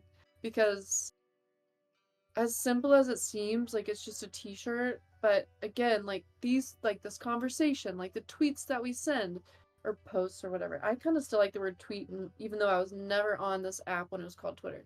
Um, and in fact, I was like, what the heck is Twitter? And like, why would anyone even be on there? Like, it's what I used to feel. Um, and yeah, like, all of it is a contribution, and I think for all of us too that are here, we're so interested in consciousness, um, and occupying like a conscious space that it's like that's what this art is, right? And I go back to too, like the Romans, artists were not optional. They were vital. They were considered the custodians of the empire. They were there to consider what was going on and to immortalize it. So okay, a t-shirt's not gonna last like a stone structure, right? But Mm-hmm. it's like, where are we at right now? And and what does it mean? Like, I think all of us probably are becoming. I should not speak in generalities. There's something to be said for considering your environment. You know, it's like the things that you bring into your life, the stuff you hang on your wall, the lighting that you have, whatever. Like how much that shapes your experience. Just like I think a lot of us talk about how much being in shape is so important to your experience. It's like then taking that and saying like, what about my whole environment? Or we talk about the relationships that we have with other people. Like, oh, you're like the 5 people that you spend the most time with or whatever. Like, examine those relationships. It all matters, So it's like, and again, it's like if we want to go beyond companies that like just burn their excess clothing, um, it's just like all kind of crazy stuff that's like, yeah, very vapid, Well, fast very fashion. basic, Yeah. fast fashion. A lot of it's harmful for your health. Um, to go past that, it's like, okay, you need something with deeper meaning. And it can even be in your clothes. Doesn't have to be that serious, but also it's just like a nice little object of art. So, yeah, I feel like that's sort of like that's the impetus of everything. And we could go into more philosophy behind all of it too, like maybe on our next live stream. For sure. Yeah. But yeah. Do you mind if we just break for 5 minutes? I just want to get some tea in the meantime. Yeah, let's do that. Let's do that and we'll I have no idea how this goes. Obviously, like we could probably talk till we fall asleep, so Yeah. well, but it's cool, like hopefully some friends are tuning in, getting something good out of these musings. But yeah, let's take a break. Sounds good. We'll be right back, guys.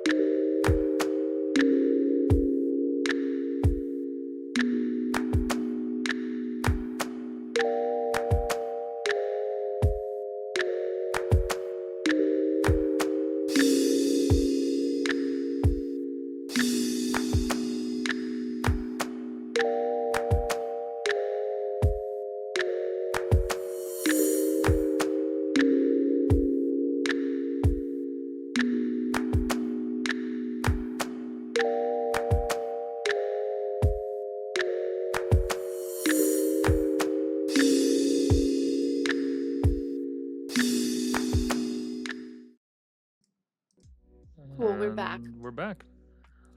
Back, snacks, tea. That's right. We got everything we need. Yeah. Cool. Okay, so I think when we left off, maybe it was like a time to come back to outsider supply a little bit, like, and talk about well, I was kind of interested in talking a little bit about philosophy behind it all.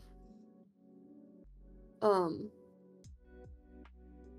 have you ever heard of this thing called relational aesthetics? No, but I'll look it up. Yeah, it's like, well, we kept talking about performance, and you keep getting these hints of like performative nature and art, all that stuff, and like,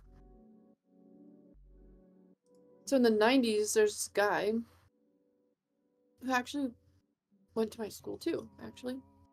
I was an alumni from there. And makes this thing called, he makes this piece about pad thai. Essentially,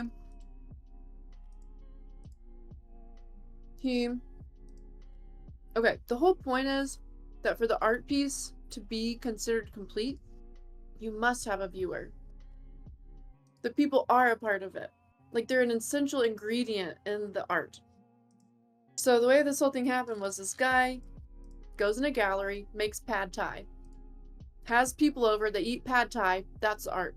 This is Felix Gonzalez. I really love his work. Is it not? There's a pile of candy in the Yeah. So like that work is really interesting. It's like you'll just find it in a corner of a museum. You can literally go up and take a piece of candy from it. It's quite interesting. So it's art that involves the viewer in its creation, essentially, or In its completion.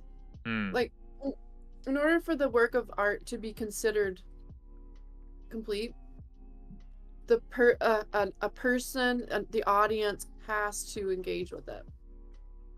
I just always kind of like that.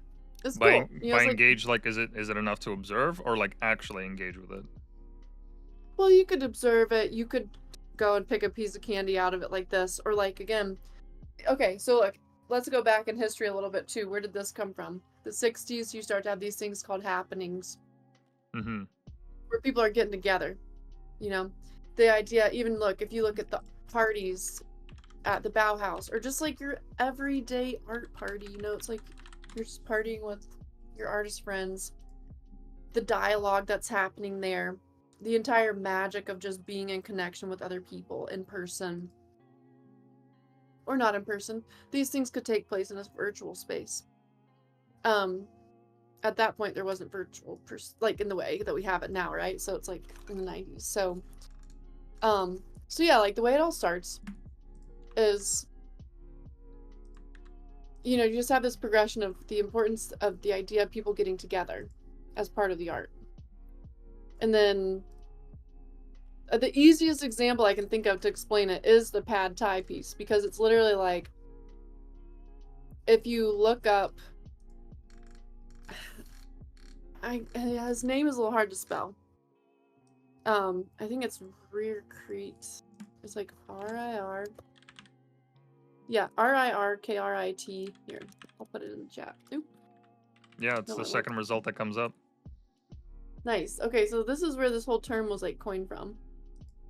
And wait, so he literally just had like stations where like pad thai was being cooked and people came up and took plates and ate it? Like this right here, basically? Yes. And it was like the fact of everyone coming together and then like eating the pad thai. That was the art piece. It was the living, breathing, active thing that was happening in there. Was the art. And you see that too with Fluxus. Fluxus is another movement that's about living art. Yoko Ono was really big in that, for one. But it's this idea of the embodied art, the living art, the breathing art.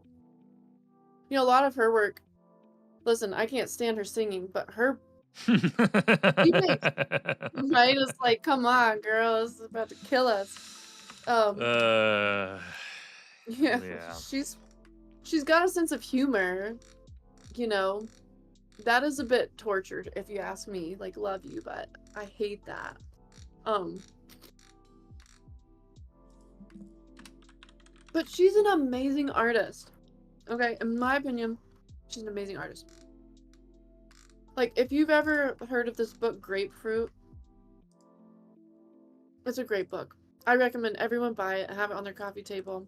It's conceptual writing pieces that she did in the 60s, early 60s. And it's just a whole book of imaginations. And they're almost like some of them you can't even make in real life because they do not agree with physics, right? But it's literally, so you're like, art as idea. This also traces back to Dadaism, Marcel Duchamp. This is when you're first getting art as idea. So conceptualism starts a long time ago. Like 100 years ago, people are getting into concept. So yeah, that book of hers is just wow. So it's all pieces that take place in your mind, you know. I don't know if maybe we could read one. Yeah, there's one here that was interesting. It's called Conversation Piece. Bandage any part of your body. If people ask about it, make a story and tell. If people do not ask about it, draw their attention to it and tell. If people forget about it, remind them of it and keep telling. Do not talk about anything else. Yeah, it's like she's a master at this thing. She's a master at it. At Or like drawing I love, attention through her pieces. well, at writing these type. Here, read a couple more. Read some more, will you? Would you? Please. There's one tuna fish sandwich. Imagine 1,000 suns in the sky at the same time. Let them shine for 1 hour. Then, let them gradually melt into the sky. Make one tuna fish sandwich and eat. They're just like all over, you know? Yeah, I don't know what to make of them. There's one that we actually have a piece dedicated to one. It's called, I think it's called Painting to the Sky. Um, it's a whole book of these things. Yeah, this Flux of Skies. And we broke down the nuts and bolts of it on the back. And just basically broke down the instructions of the poetry. It's not the exact poetry. Mm-hmm. Can you read that? I can't read it from where I'm at. Oh, yeah, just because it's, hold on, let me, Get way in there. yeah, take a canvas, find the sky, drill 2 holes in the canvas, look at the sky through the holes, put the sky behind a window, turn your canvas to view a different part of the sky. Nice. I like it. But so like, or like I love her piece where, or like the way that she made, the way that she and John Lennon, how that proposal worked. It was like a ladder piece. He proposed to her. And okay, I'll just let you pull it up first.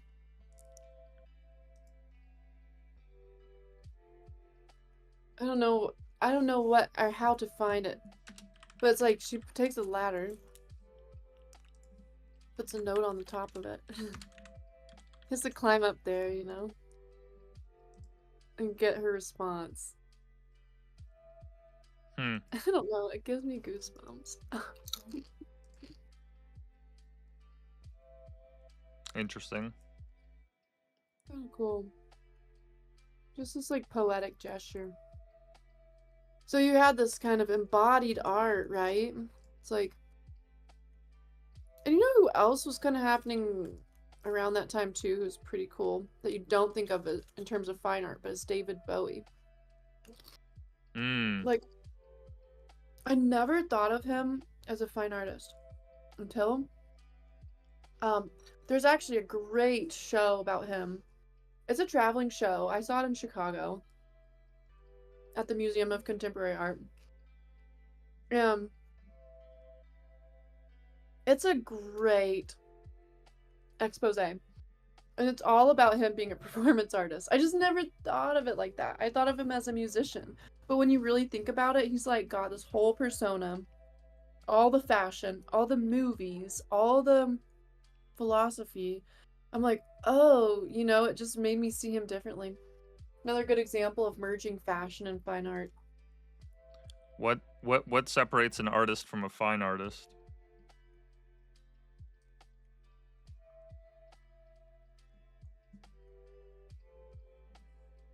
Probably I don't know, it's not just context, right? Because the first thing I wanted to say was the fact that they contextualize him in a museum. In an art museum. Mm. Not in a history museum. Not in an airport display or wherever you might do a public display. But it was like in a contemporary art museum. So I think in that case, for me to say that about him, I had to understand context. So that's another thing. A lot of people don't like to think about context with art. But it's just the same thing. It's like if you want to get heady and think about it, you're gonna think about the context because, of course, the best example that we all can understand right now is Maurizio Catalan's banana. Yes, the infamous banana that just got auctioned. Right? It's like if that banana were just look, but the same thing is like you with that piece. Okay, the whole thing about it. I know. Look at this guy. And wait, didn't you say he's in this teapot? He's crypto, yeah. This guy's crypto. He's definitely crypto. Does not look like a good banana either. That thing took a while to peel. That thing is still green. Yeah. It's like I have to force it. That's a bad banana. 3 out of 10. 3 out of 10 banana. Disgusting banana. Yeah. I would have given it a couple more days on the painting before I did anything. Yeah. But yeah, Justin's son. Yeah, he's a crypto billionaire who spent 6 million on this. And he should be on Twitter. I'm pretty sure I saw him post about it. Yeah, he's got a banana. Yeah, he's a crypto bro. Interesting. Well, that's really interesting for a crypto guy to buy it because it's like this whole question of what is value. I mean, to me, that's what I think about the fact. So there you go. Once again, the fact of who bought it becomes part of the art piece almost, you know, it's like, because the whole thing is an idea. Now, with that, it's like, you could just take that banana and tape it up on any wall and it would be a piece of art. It just would, you know? But like when you put it also in the context of Basel and all that stuff, which I wonder if anything interesting happened there this year. I would love to go. And then you perpetuate the myth or the concept. It's just this whole thing. What is value? What is value? And I think that's a huge thing, like with art. And of course, there's so many jokes about money laundering with art. So the fact that a crypto guy bought this banana for 6 mil is like just adds to it. Yeah, you're just like, all right, well, interesting. It's just perfect, you know? You can think it's stupid or not, but you're just gonna sit there and got your attention for one thing. And I mean, again, the whole thing is it doesn't have to be, look, you could have somebody random do that and you might call them a nut. And they might be a nut. Okay. Or whatever, they might just be an artist, but like Maurizio Catalan has made this whole career off of being like this tongue-in-cheek, like, kind of approach. It's kind of boy humor, like, in art. Again, here you come with the male artists again. There's all these male artists, you know, it's like trying to make art so hard when it's just so soft in some ways. Yeah, Jackson Pollock or just strange. Or just strange. Yeah. Or just a joke. It's obviously a banana. He's like, ha ha ha. Buy my banana. taped up on the wall for sale. But if it didn't work, it wouldn't sell, you know? So there's just, again, it's like, you just have to respect that. Some people think it's conspiracy. I don't know. Who knows? How can you friggin' know?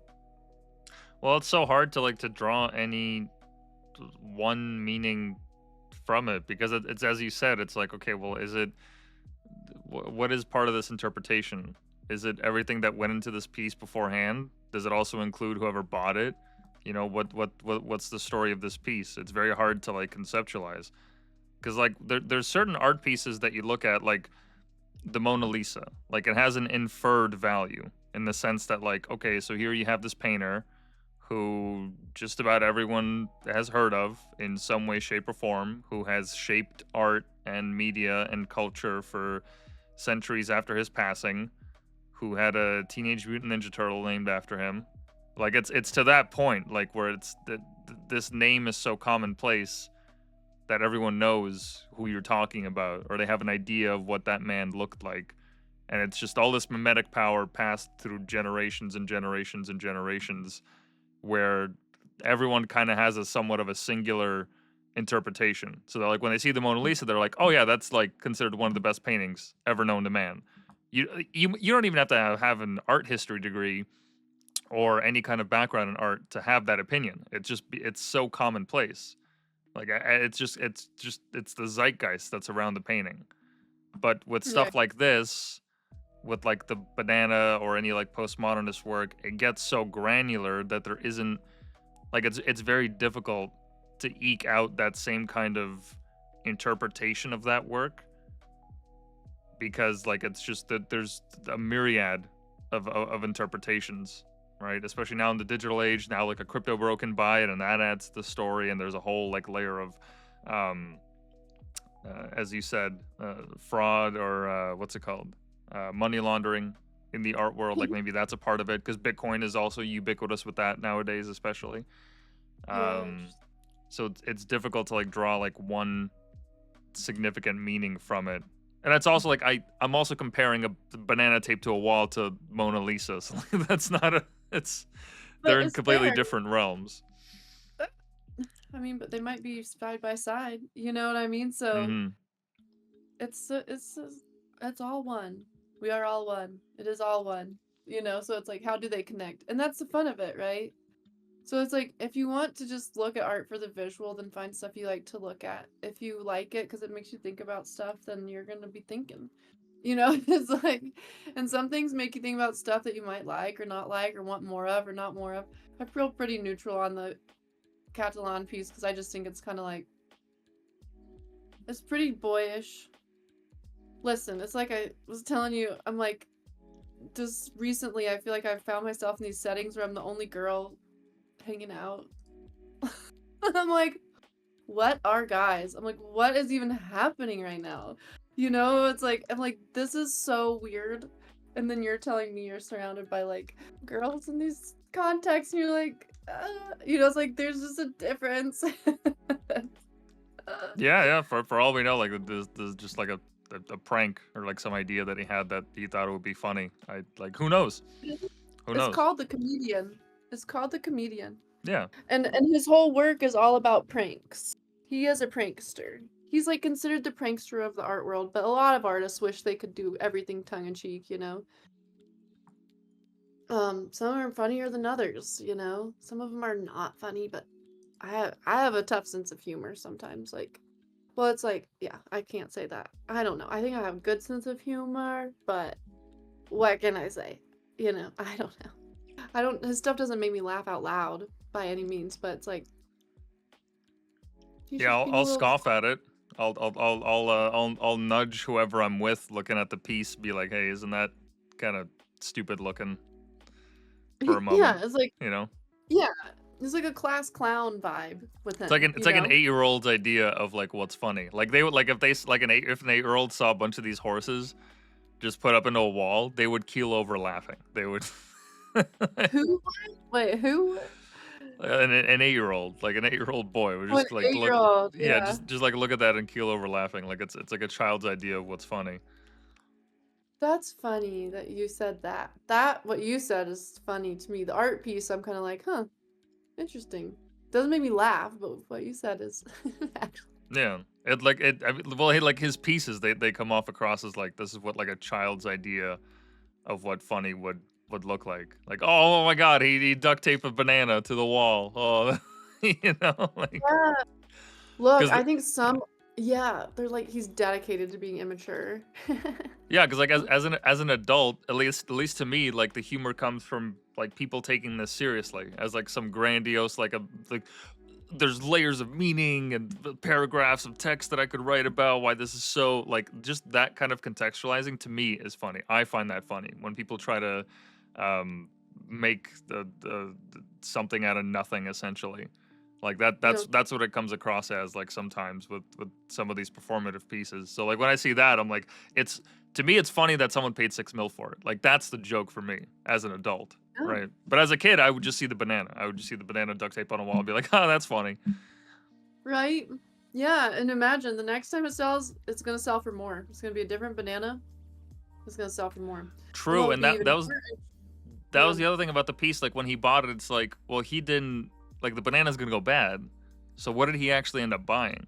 And from my understanding, he bought like the IP to this idea and the right to say that like he can, even though the banana can be replaced, it's still the same like work. yeah. I'm sure there's a certificate of authenticity. Like you own the piece of paper, you own, yeah. There's somehow you own the intellectual property. Mm-hmm. Okay, to go back to conceptual writing, there's another artist called Sol LeWitt from the 60s. It's SOL, and then last name is LeWitt, LEWITT.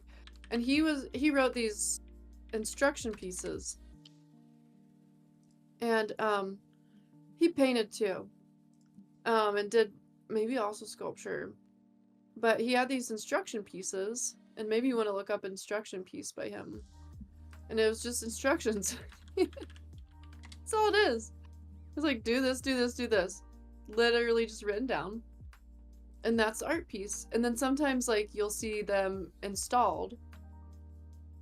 But if you go somewhere where there's an installation of this, they're not very specific, right? So, or I shouldn't say that. I've never read all of them. So, the installationist will follow the instructions and then install the art piece like in a space. Hmm. I don't know if there's one that is there one Oh, that like this? yeah. Yeah, there we go. Oh, so oh, that's interesting. I like that. That's an interesting concept piece. That's cool. So you just send the gallery the instructions to to do the work for you. That's so good. That's the okay. That's that right there. That's the ultimate prank. And you convince people to pay you money for that. Oh man, that is. I like that. That's a good one. That's a great one. I like that one a lot. Oh my gosh. Right? It's like, well, I'm getting a kick out of you getting a kick out of it. Yeah, that's awesome. I never thought of that. I didn't think you could just do that. I didn't think you could just like get to a point in your career in art where you're literally just like, all right, I'm gonna call up the fucking MoMA, and all right, guys, here's a 10-step process of how you're gonna make my shit look good.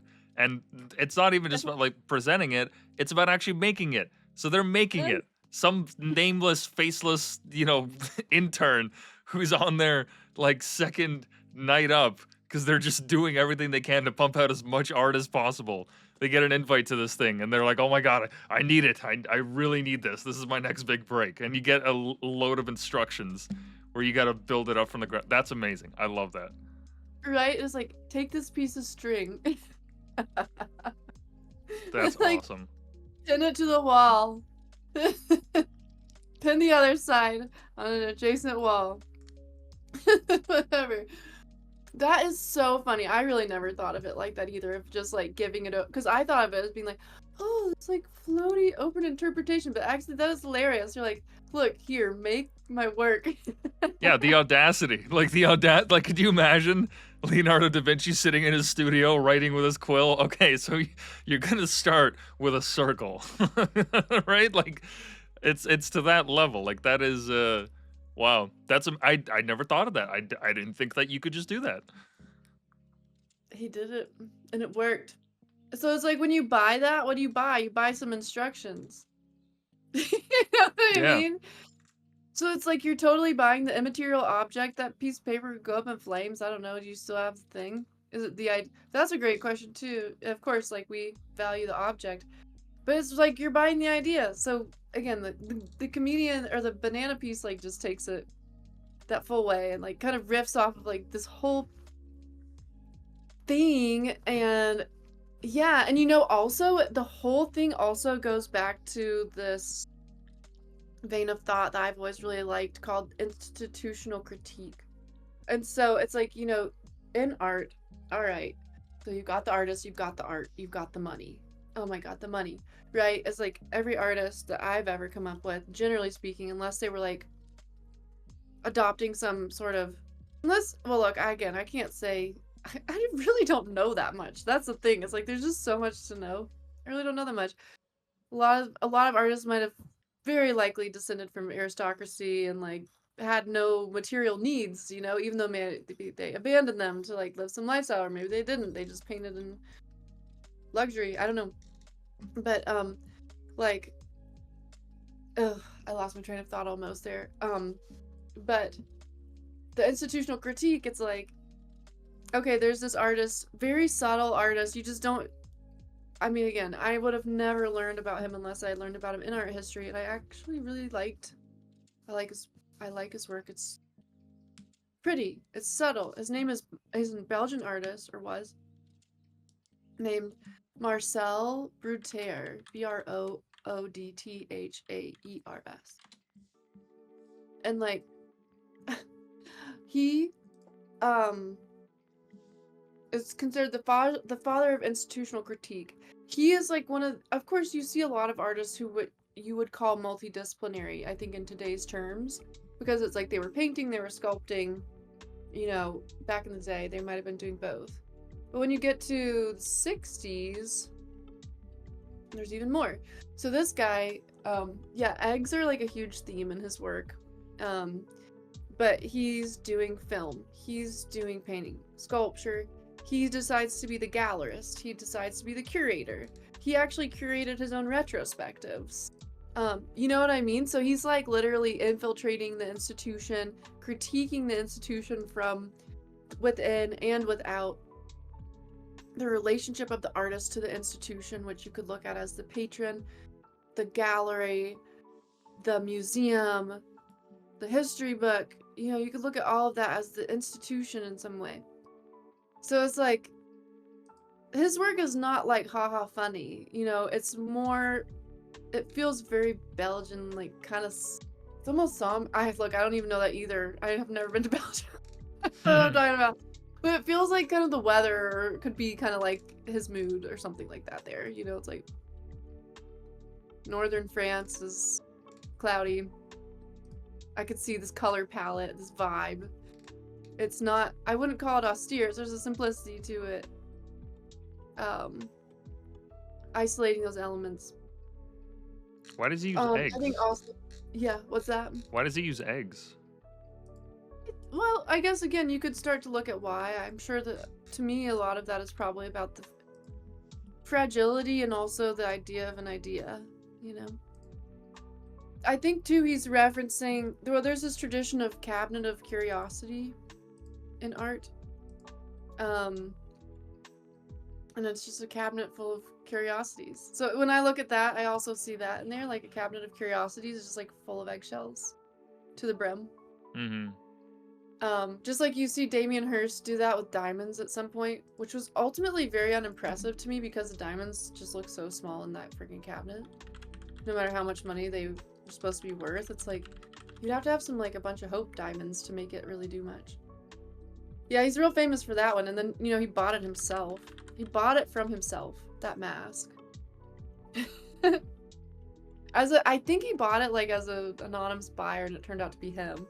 Oh, okay. Interesting. Huh. Okay. It's a lot of commentary on the relationship with the institution. I mean, people love or hate Damien Hirst too. I like, it's like, I like it. You know, it just looks nice generally. People Yeah, are like, why would, you know, like, why do you just take this taxidermy and put it in a museum? I'm like, I don't know. Have you ever put a shark in a museum in not that just a way? shark, but like split it up into 3 parts. Yeah, like, you know, or like there's a piece where, yeah, it's like, there's a piece where it's like the horse and the flies. Um, am I right? This one? It's similar to that. I could be wrong. It's a little bit gory if I'm thinking of it right.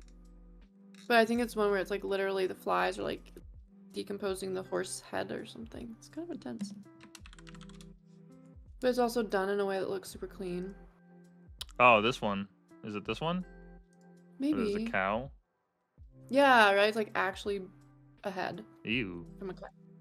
And this is being devoured by flies. Hmm. It's kind of, but then it's done in this way that's like kind of just wildly aesthetic. Make you think about stuff. Including it's almost like this weirdly, this doesn't really feel sterile, it just feels arranged, you know, to me. Minimal, masculine, orchestrated, talking about mortality. With the flesh and blood. Preserved. Or not preserved. Yeah, that one down a little bit. I think I saw maybe there's a horse one. It's like kind of intense. Whoa. Down a little bit more, I think. Oh, maybe I missed it, but it was something. Anyways, yeah, so it's like you get the idea.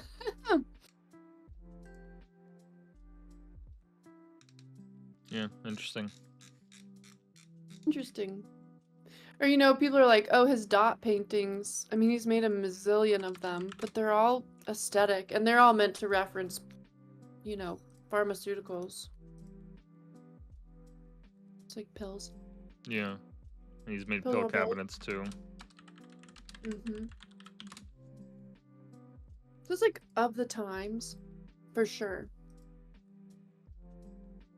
And I think, too, it's interesting the way he does that because of all the colors of everything, just arranging it so meticulously. Yeah, that looks like it would have been a pain in the ass to do. Like just every single tiny little pill, and you make sure that Right? at no point do you shake any of it. You're like on the third last row. you, you Right. stand up. You forgot how long you've been sitting for. You hit your head against it. Oh god damn it! I gotta restart. Tart. Oh, and like even the aesthetic arrangement of all the colors to make sure they have got that pop and vibe. Like I think his art's, I like it, you know. Would I hang it on in my house? I don't know, but I like it, you know. Maybe some of it I would. Yeah. And he also has collaborated with like Supreme and done some pretty cool skateboard decks and probably other things I don't know about, but you know, so again, you get the mix of art and lifestyle in cool ways. Oh yeah. Mm-hmm. Yeah, like that's cool. Like I one of my friends has one of those and just hanging on the wall, and I do think that's actually really cool, like piece of art on the wall. Doesn't use it to skateboard on. I don't think he skateboards, you know. Yeah. It's like Just aesthetically uh, pleasing. yeah, and it's cool, and like the blend of that with like culture, um, it's cool. So there you go. There you have it. Taking the art like this, like again, there's a whole group of there's such a whole culture around Supreme, right? It's like, and you take that and then you infuse art into there, and the next thing you know, you have a bunch of kids that know about Damien Hirst. Without even Is knowing it it. with yeah, maybe they do and maybe they don't, right? It's almost like does it matter or not, but it's like they might. Because I know they're like, that's the same type of kids who are like really obsessed with Takashi Murakami, and you know, it's that Yeah, similar hype color. beasts. Yeah, hypebeast. But it's like, okay, it's kind of like you breaking the fourth wall is not the right expression, but it's just the fact of like you're bringing art into other parts of life in the Mm-hmm. popular way. It's like, but it doesn't devalue it, actually, and it spreads the idea through the consciousness in a way that like couldn't happen if you just always showed the work in a museum. Yeah, and you gate kept it and like made it so that it's only accessible to like the hoity-toity crowd. Yeah, I mean, because even like, let's say that you, like, I didn't live anywhere near an art museum growing up. It was like, Mm-hmm. you have, that's the thing too. I mean, of course, that's the beauty of the internet is like the ability, or books too, right? But like, But the being in internet, obviously, person, like there's nothing that can beat that when you actually see a piece in person. yeah. Yeah, there's something about, there's nothing like real life. I mean, let's say it is real life on the internet, but just remove the screen, Mm-hmm. remove the barrier, then what happens?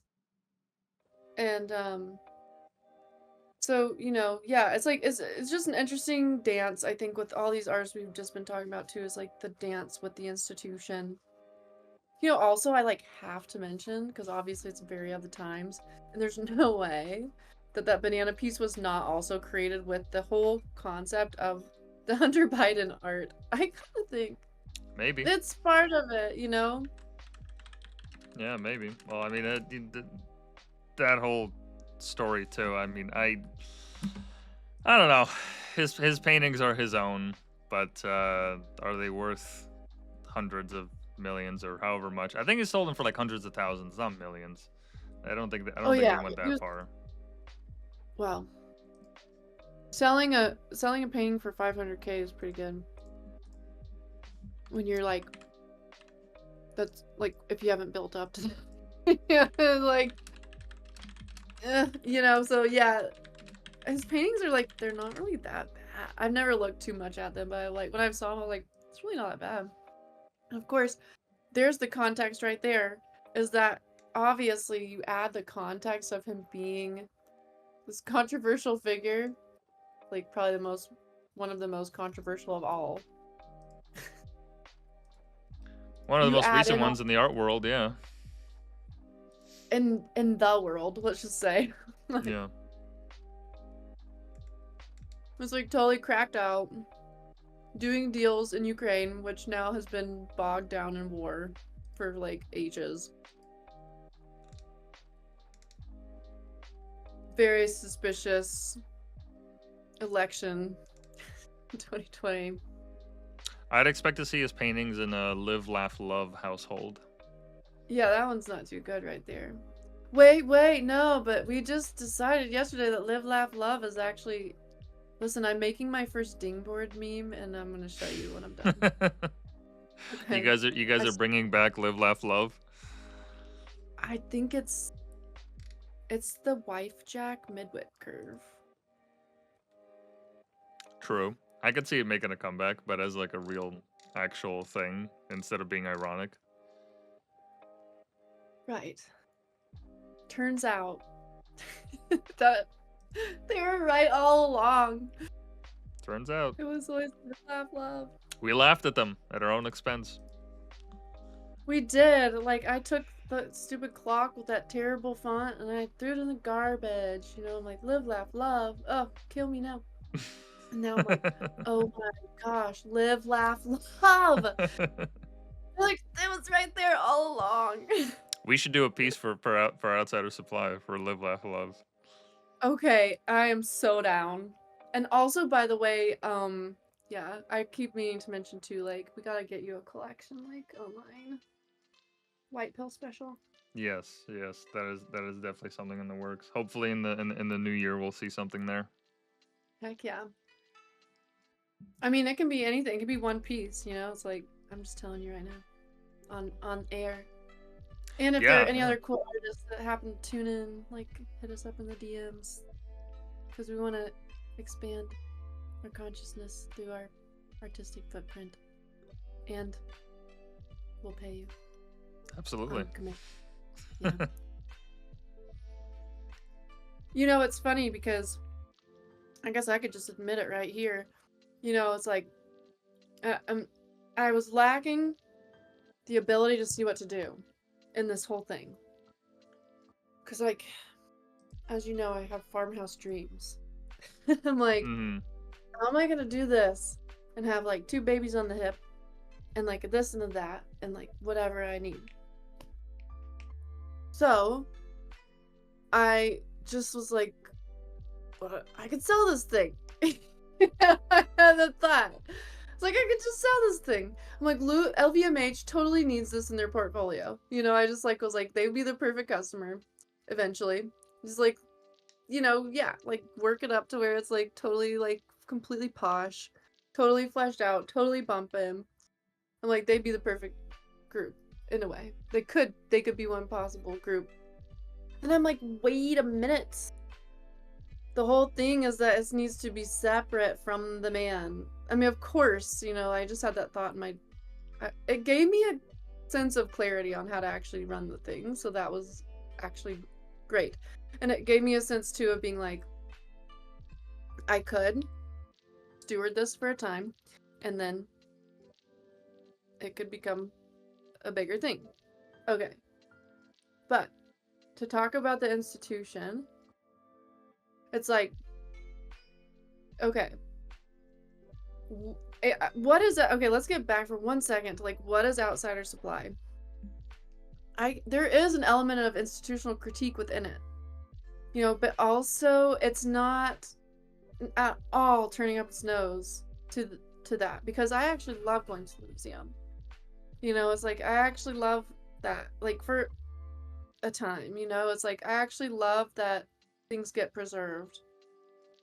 And there's a lot that goes into that. Like, to actually keep artwork preserved is a very important and subtle job.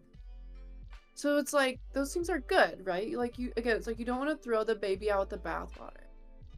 Well, you need it, Okay. yeah. One way or another, it's a necessary part of it, because otherwise, it's like, well, so what? We're relying on artists to make sure that their works can survive for hundreds of years. It's like, yeah, well, they're poor.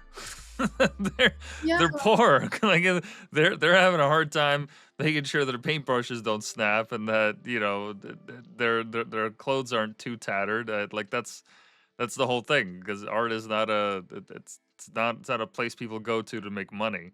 But we have to like make it so that institutions and donors and everyone else can actually play a role in that. Because otherwise we wouldn't get people getting paid thousands of dollars to restore these art paintings, right? Like all these pieces throughout the years that have been kept and preserved in all these ways as technology gets better and better.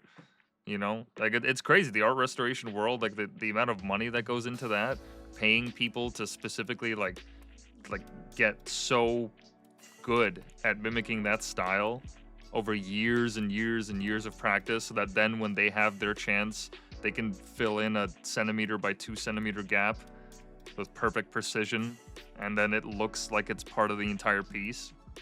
You know, like Yeah. there's a lot involved in that.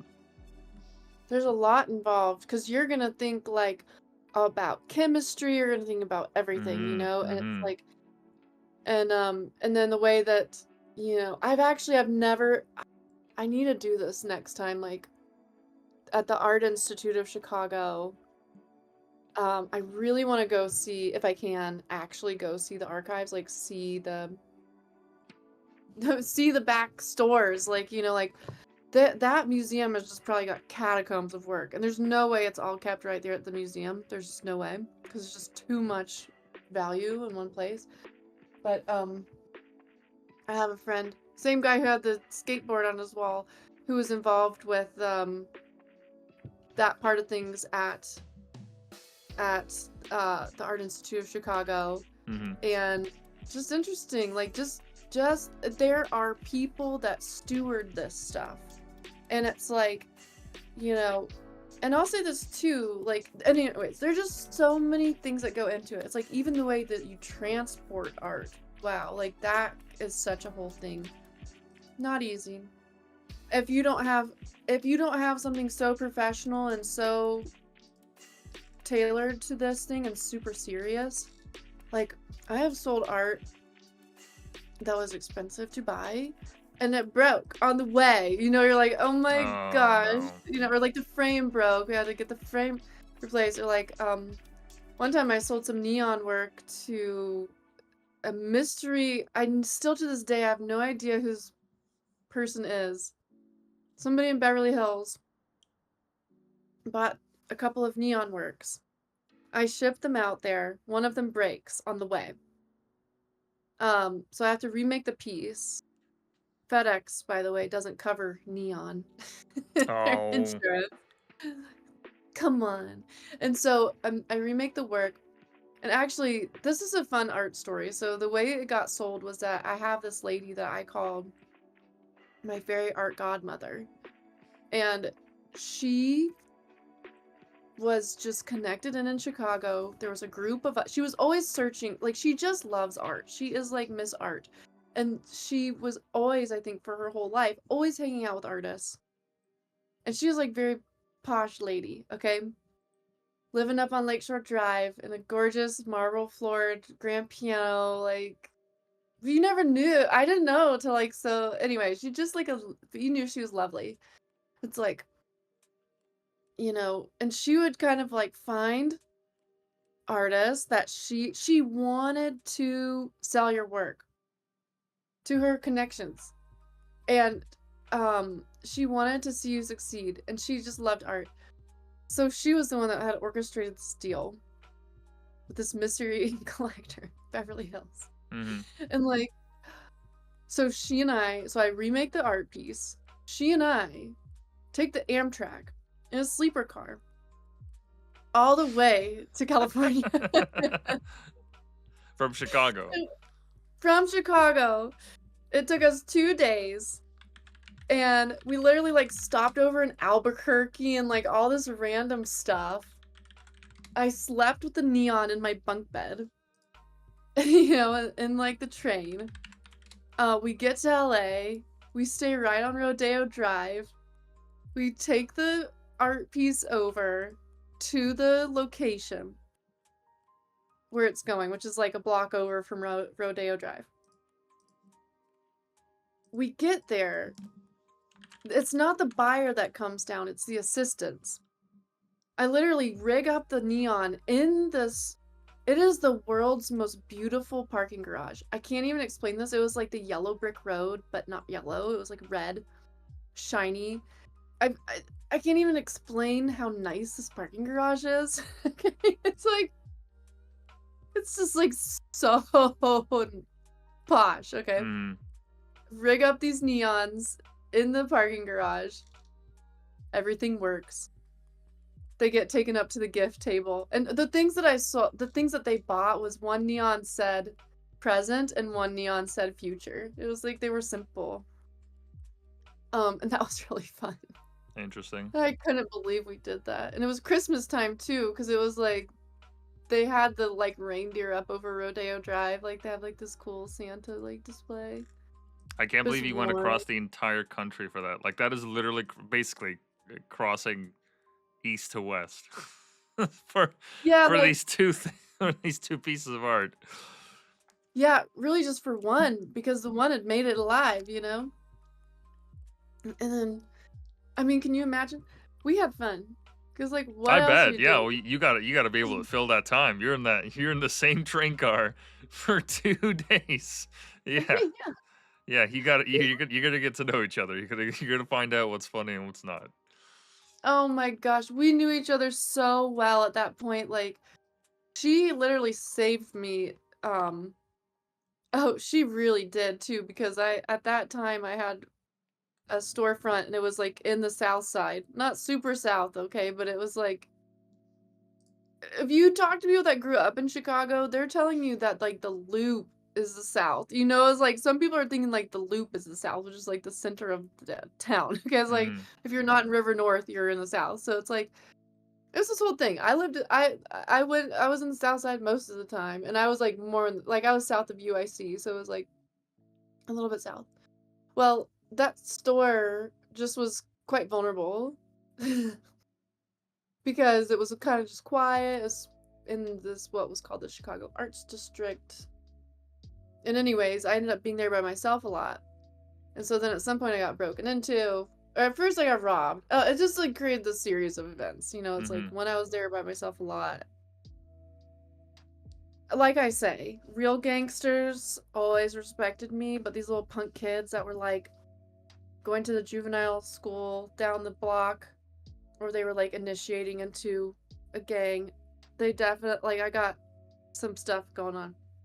So so at one point I got robbed. I was not alone, thankfully, when that happened. And I'd been living in the back of the store, and my mother was like, "You must move out.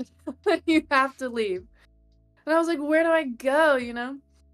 So in the time that I found between that and finding an apartment, my fairy art godmother had a studio, which was actually just like a really nice apartment.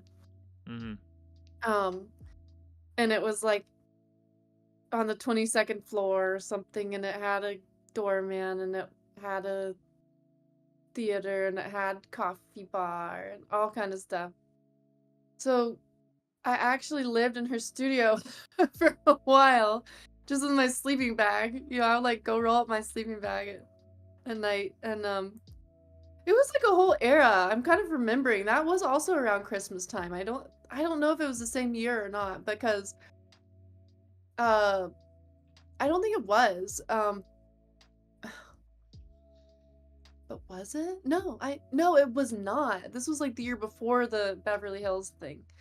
Um, because at that time, Christmas time, we had been invited to do an installation at Soho House, which is like, you have a Soho House in Toronto. I've actually been to that one. Probably. Or in Canada. Yeah. There is one. It's like it was kind of a social club. It's artsy. Um, and they'd opened one in Chicago, and what they like to do is barter with artists. So like you'll make work and they'll give you a membership, which is pretty cool. And then they always have cool art going on. So, anyways, I just remember that at that same time, I was talk about another God moment. It was like, okay, I remember I was alone. I had so much stuff going on. I had been robbed.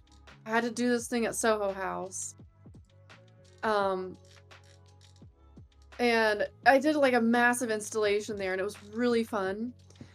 They gave me 500 bucks. I literally spent that 500 bucks the best anyone's ever spent $500, okay?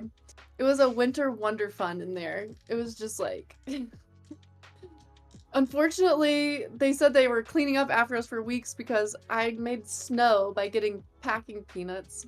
Oh no. Yeah, that was good. Yeah, that's gonna get everywhere.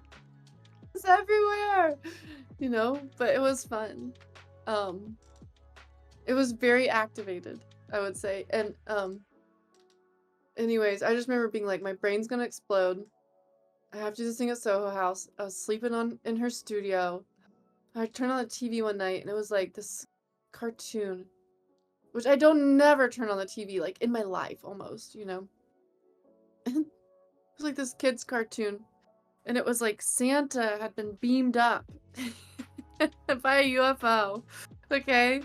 And it was like, how are we gonna save Christmas? You know, it's like this whole thing is like kid and her dog were like, Santa's out. Like, how are we gonna save Christmas? You know, we gotta get Santa back.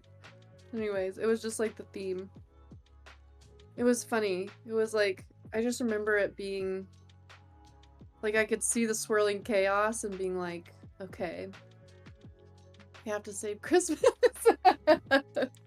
Yeah, it was like an adventure. Oh, a Just big making it up as you adventure. go along. Every day. Like, I have not had a repetitive day since probably high school, you know? It's like,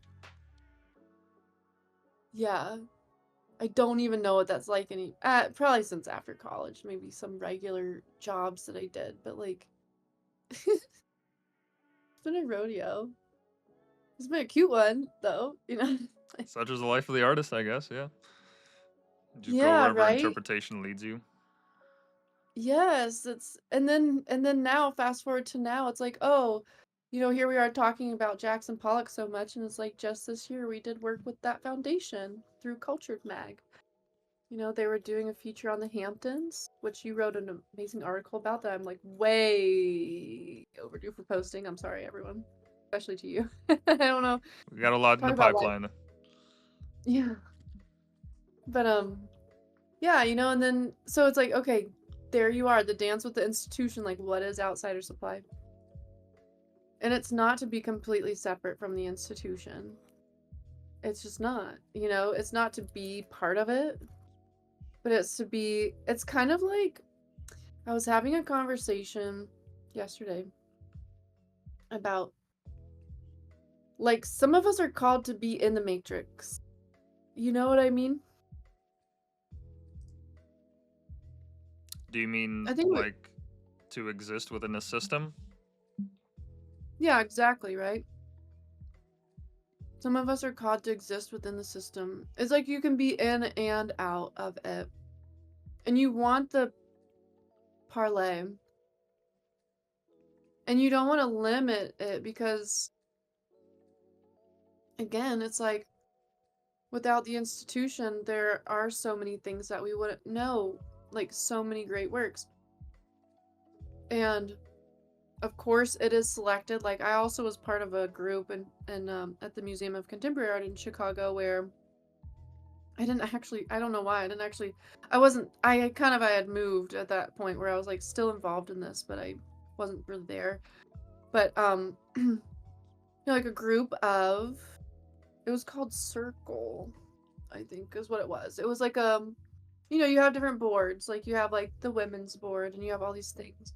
And Circle was like a group of younger people who were getting together to like talk about art at the museum, and eventually part of their mission each year was that they actually collected, I think it was 2 works of art for the museum.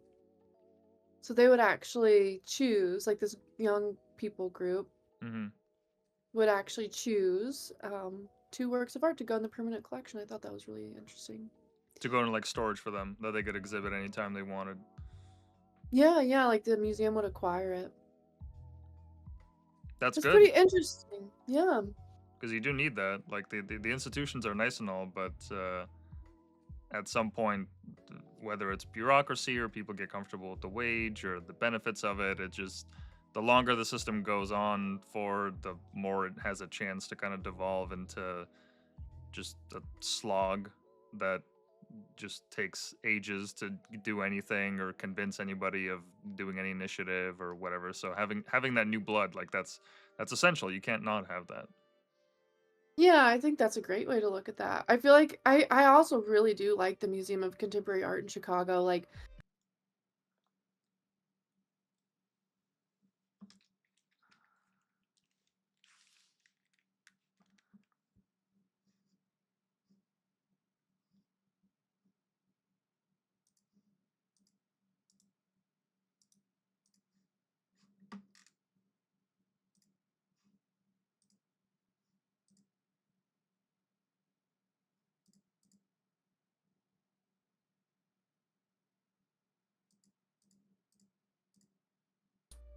were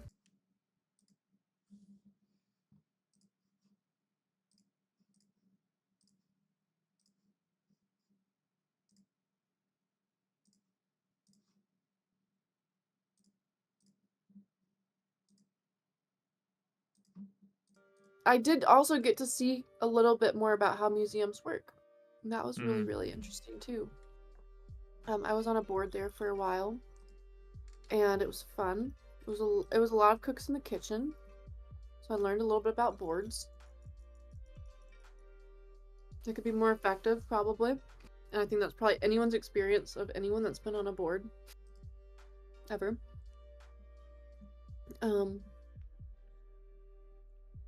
Yeah, so it's like you look at all the parts and then you're like, okay. Like we just said, it's like, it's quite a privilege. Well, just the fact that, like, not everybody lives in Paris, you know? Not everybody lives in New York. So it's like you could live anywhere in Timbuktu on Earth, and you just are not like walking into the museum like that, you know? Mm. Even if you live there, like maybe your parents have to have the initiative to want to take you there, like somehow you get exposed, like maybe when you get to the right age, you're going to see that by yourself. And so it's like, yeah, just like, how do you, if these things, especially in art, like I'll mention this too. It's like I've mentioned again. I'm not even gonna take a position on it because I'm just gonna remain very neutral right here. Despite what you may understand about my own personal beliefs, but it's like even like this has been so long ago that like transgender bathrooms, like, or transgender people coming into whichever bathroom, it's like the first place I ever saw that was in the art setting, and it was like way before it was being out here. Mm-hmm. Just to say that it's always going to be at the cutting edge. There's always also going to be the influence of the institution in that, because the school I went to was very, it's like the most institutional and non-institutional place at the same time in the world, in my opinion. It's like the both. It's literally owned by a bank, you know? It's owned by a museum, which is owned by a bank, which is owned by a trust. You know? Interesting. Okay. Yeah. Yeah, I mean, it's like when I was there, the president of the school, who was lovely, and who also gave me my first bulk order of clothes for the school's 150th year anniversary. Oh wow, that's awesome. It was so good. Liz, that's like the hardest $5,000 I ever made in my life, just because I had to wait so long. It was like, actually, every freaking penny is kind of a hustle in some way. We're going for ease. So that's why we love the internet. We love the automations. We love the flows. You know, we love the delegation. But he was the most charming guy. And he was like this just petite man, totally dapper. But he was a physicist to begin with, and then somehow, over time, he became the CEO of McDonald's and the CEO of Bank of America. And then in his later life, then he was the president, and I believe, I'm not sure if he still is the chancellor. Then he became chancellor. The Art Institute of Chicago is largely owned by Bank of America and Northern Trust. And so it's very interesting. So again, talking about assets, preservation, it's just really interesting, you know? Yeah. And That they're just part of the integral process, and at the same time, like you said about the whole bathroom thing, how it is going to be those places that are going to be on the cutting edge of pushing boundaries with culture, with symbols, with meaning, so on and so forth. Because, well, I mean, you're not going to find a lot of people trying to question their identity in a boardroom, you know. It's not, right. you're not going to find a lot of Joes standing around on a construction site thinking about like, what does the color purple mean, right? Or what their childhood experiences meant. Like, it's going to be those schools, and then inevitably they're just going to be matched with this level of bureaucracy that in some ways goes against what what this group is trying to represent. And so you get like really interesting things in how they clash together. And yeah, like you've been saying, outsider supply is kind of like an offshoot of that. It's like this is the final like culmination. Like we exist within the system financially because we have to, and this is this is the process by which we make this happen or anything happen in the world. But we're still gonna do our own way. Yeah, right, exactly. Like I have thought many times about just totally giving up money and just bartering, you know? I'm like, that sounds good. Like, I'll give you an ear of corn, you give me some eggs, whatever. You know, I've thought about all of it. And there's part of me that wouldn't mind doing that, you know? I've really thought about it. Like, In the right setting, how, maybe. yeah, like, just get that little farmstead going. I'm telling you, like, I know some people. I've met people recently. I felt like I was also kind of supposed to meet them that they live so off the grid. I'm like, damn, you're cool. You know, I'm like, that's impressive. Like, I might need a little bit more creature comfort than that because I like a hot shower indoors, um, in the winter. Yeah. But like, I was like, that was very fucking cool. They're just having a great time, from what I can tell. They seem happy. Yeah, I'm like, cool. Um, but yeah, like the art, the really any, I'm sure any art institution, but like I said, I went to a very particular school, highly conceptual. And to me, I honestly feel like I don't I've thought about it. I just think that it's like in a way it's probably the best art school because of everything, including it being in America, which is such a controversial thing to say. I'm not saying the best looking art comes out of there. That's not what I mean, because there's like, you got the wow. amendment. You got your freedom to say literally whatever you want. Yeah, exactly. Like what if you're at the London College of Art and you want to say something? Can you even say it right Yeah, about the now? prime minister or about some political crisis or what have you. Like, where does that fall into play? Really important question. And is it really then Like, surprising that America is the center of so many like artistic endeavors? And yeah, sure, we have like the cookie cutter Hollywood uh, superhero movies. That okay, but also we have what's it called? Oh my god, I'm blanking. How am I blanking on this movie? Well, Alfred Hitchcock, mm, all of his mm, works. yeah, super Um, weird and whacking out there, right? It's like, Tarantino, yeah, singular. Like just all these creative masses coming out from America. Yeah, it's because they're in their art schools they can say whatever the hell they want. It's well within reason, and it's gonna be protected. yeah. I mean, no, I saw the boundaries really pushed in that setting, and it was pretty much allowed. It only like some I did see some works that were made that literally like caused such a stir that then they had to have like an assembly about it, you know? Of course, yeah. That's gonna happen. It has to Yeah, happen. it's Because gonna happen. otherwise, if that doesn't happen, then somebody just does that in their basement, or that like little feeling that they have gets repressed and turned into something even worse, or what have Right. you. Right. Like what if Luigi just painted, you know? He could have painted. He could have thrown paint, you know? He could have taken a baseball bat to a paint can. I don't know. He could have done any other thing. But that's just a contemporary mystery right there. We won't get too involved. It's like, Yeah, mm. but no, But yeah, it's like important to have that. it is though. And I think again, it's like there you have it. It always goes back to listen, I'm not here to judge basically anything. Like, you know, I will make discernments for myself about what I want to allow into my life. You know, I'm willing to stare a lot of stuff in the face, even though not much of that is movies. Because if I watch a scary movie, I'm gonna have a bad dream. And then I'll probably have that bad dream again and again. I just, you know, I'm too sensitive. And, but, you know, in terms of like individuals, like, I'm willing to go there a lot because I see it as like, oh, this is humanity, you know? And, and I really don't have any judgment. Like I might be like my final thing is always like, does it bring more life or does it bring death? Like that's sort of like the thing. I try to go for stuff that adds to like virility, life, vitality.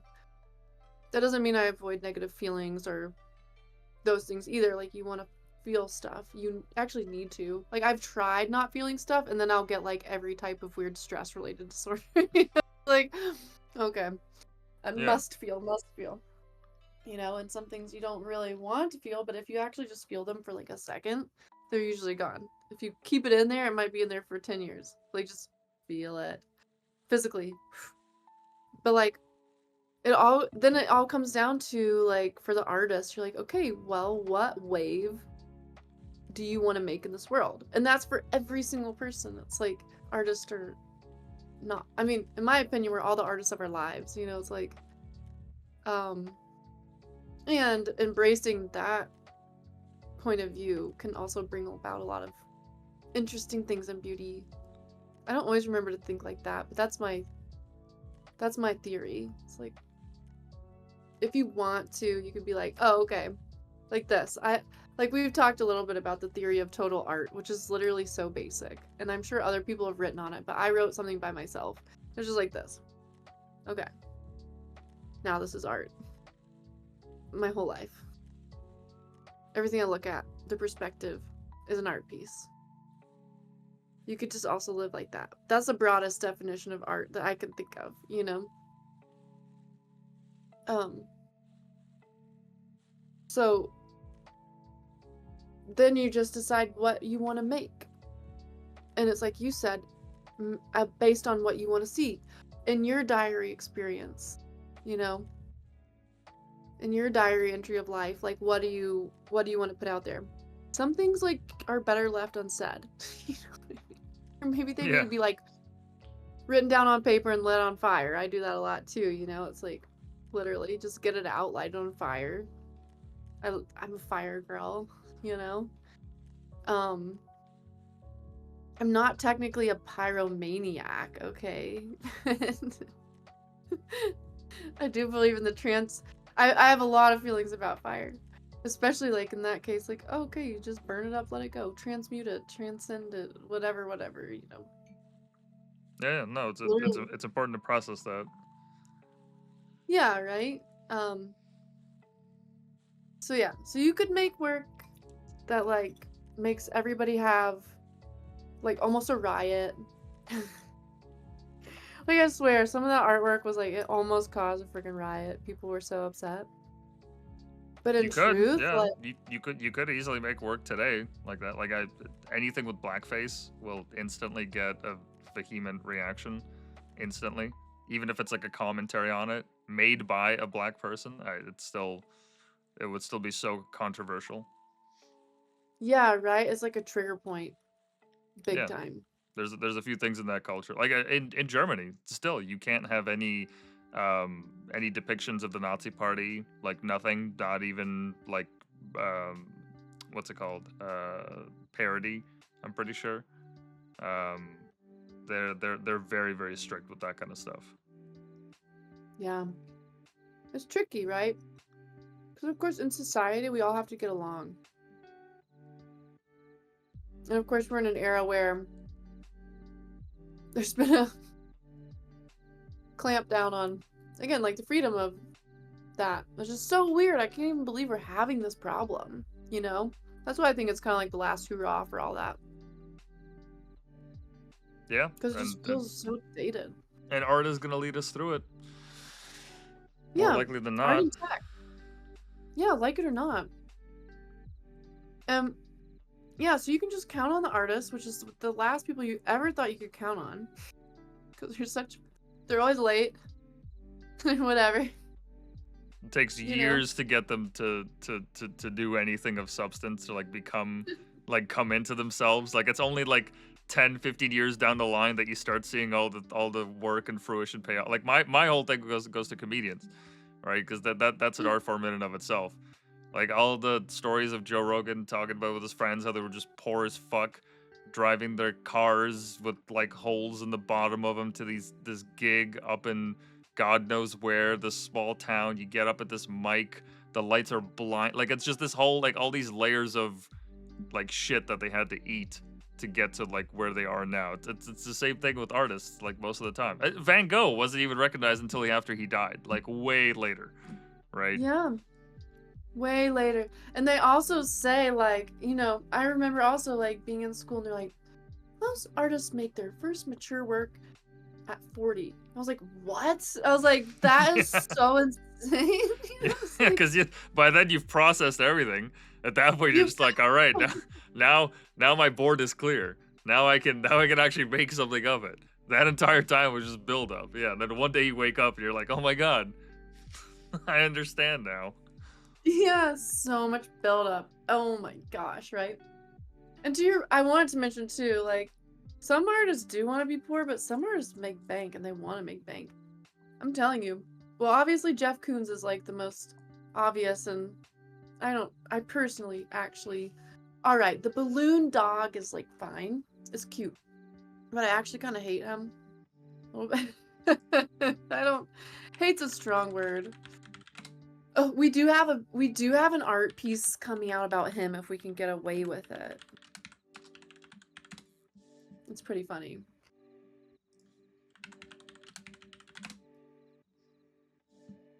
But, Yeah, sure. his whole do you know his backstory? You might. No, no, I can't say I'm familiar. Yeah, okay, so I think it was like something like, okay, he started out on Wall Street, but I don't think it wasn't like he started out as a trader, but then I think he became like he worked at a firm. I think Hmm. we should just check this lore. But it's like worked at a firm, ends up being a trader, starts being an artist. I actually, right when I was first selling art, and I was commanding a pretty good price for like young artists, this man who had just become involved at the Museum of Contemporary Art, who had come to our show, he was asking me, he was like, how do you price a painting? Like, how do you price a piece of art? I was like, oh, that's such a good question. Because for me, it was literally just a gut feeling.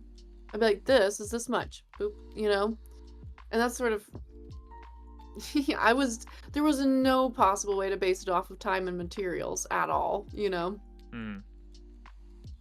Some things took like just hundreds of hours. It's like, there's no way. It's like, you know, I'm just gonna step but away for a sec. You have the floor. Just give me 5 seconds. oh yeah, sure. Hey everybody, which I don't even know if anyone's in here or not. Speaking to the void. But yeah, with Jeff, that man that was asking me that, he then said that there had been an auction at the MCA where a piece by Jeff Koons had sold for like 32,500,000, and it was like a toy train with a bottle of Jack Daniels in the caboose. It sold for $32 million. So that actually makes the banana look pretty sad by comparison. So, yeah, this is so funny. I have no one to riff off of. There you are. Yeah, no, I just came back. That's interesting. No, I heard all that. The Yeah. 32 million with the Jack Daniels box. Yeah, Yeah, that's I don't know what to make of it. Cause yeah, like pricing art, like you said, like it's sometimes it is a gut feeling, but then when you hear about how much work actually went into it, and then when you also consider like, well, do you also price in the career before all this, like how long it took for them to get discovered? Like there's just all this hoopla, and until someone actually like makes a bid, there's no value that's placed on it. So sometimes art will be sold for like pennies on the dollar, but then is discovered sent like decades later in some lady's basement from like a garage sale or something. Yeah. No kidding. Well, it's like, and even who collects it can, again, who collects it can change the value of it. Mm-hmm. Like, Mm-hmm. I had another friend who was a painter, and she ended up being collected by this family called the Rubels. They have a huge collection in Miami. They're really important family. They came from like Studio 54 in New York, which was like a real famous nightclub in the 70s, I guess it was, 80s. Hmm. It was like Liza Minnelli and like those type of people were hanging out there, and it was just like a very notorious nightclub. So that family, they're huge art collectors. So she ends up getting collected by them. And like they end up being her patron, and it was just huge. And her work is cool, you know. But it's like I was like, okay, wow, she's really like went straight from like she is making good money, you know. She's like wearing that ladies presidential straight out of grad school, you know, kind of thing. Everyone talks about Submariners. I'm like, what about the presidential, y'all? Come on now. Yes. I do prefer the link, you know. If I had to pick one, I'd pick the presidential. That's just me. I'm more of a Patek, vintage Patek girl if we really had to get into watches, you know. Do you like watches and that silly stuff? I have like a basic Hamilton automatic. That's really the only thing I'd like the watch for, that I don't have to like replace the battery or anything like that. I like the fact that it charges off your wrist and all that. I'm not like much Yeah. of a watch guy, but it's good to have. It's like it's a good accessory to have, because even though like times are posted everywhere, it's just, I don't know. It's good to have on your person. It's like a permanent reminder that your day is not unlimited. Gosh. Time keeps ticking on.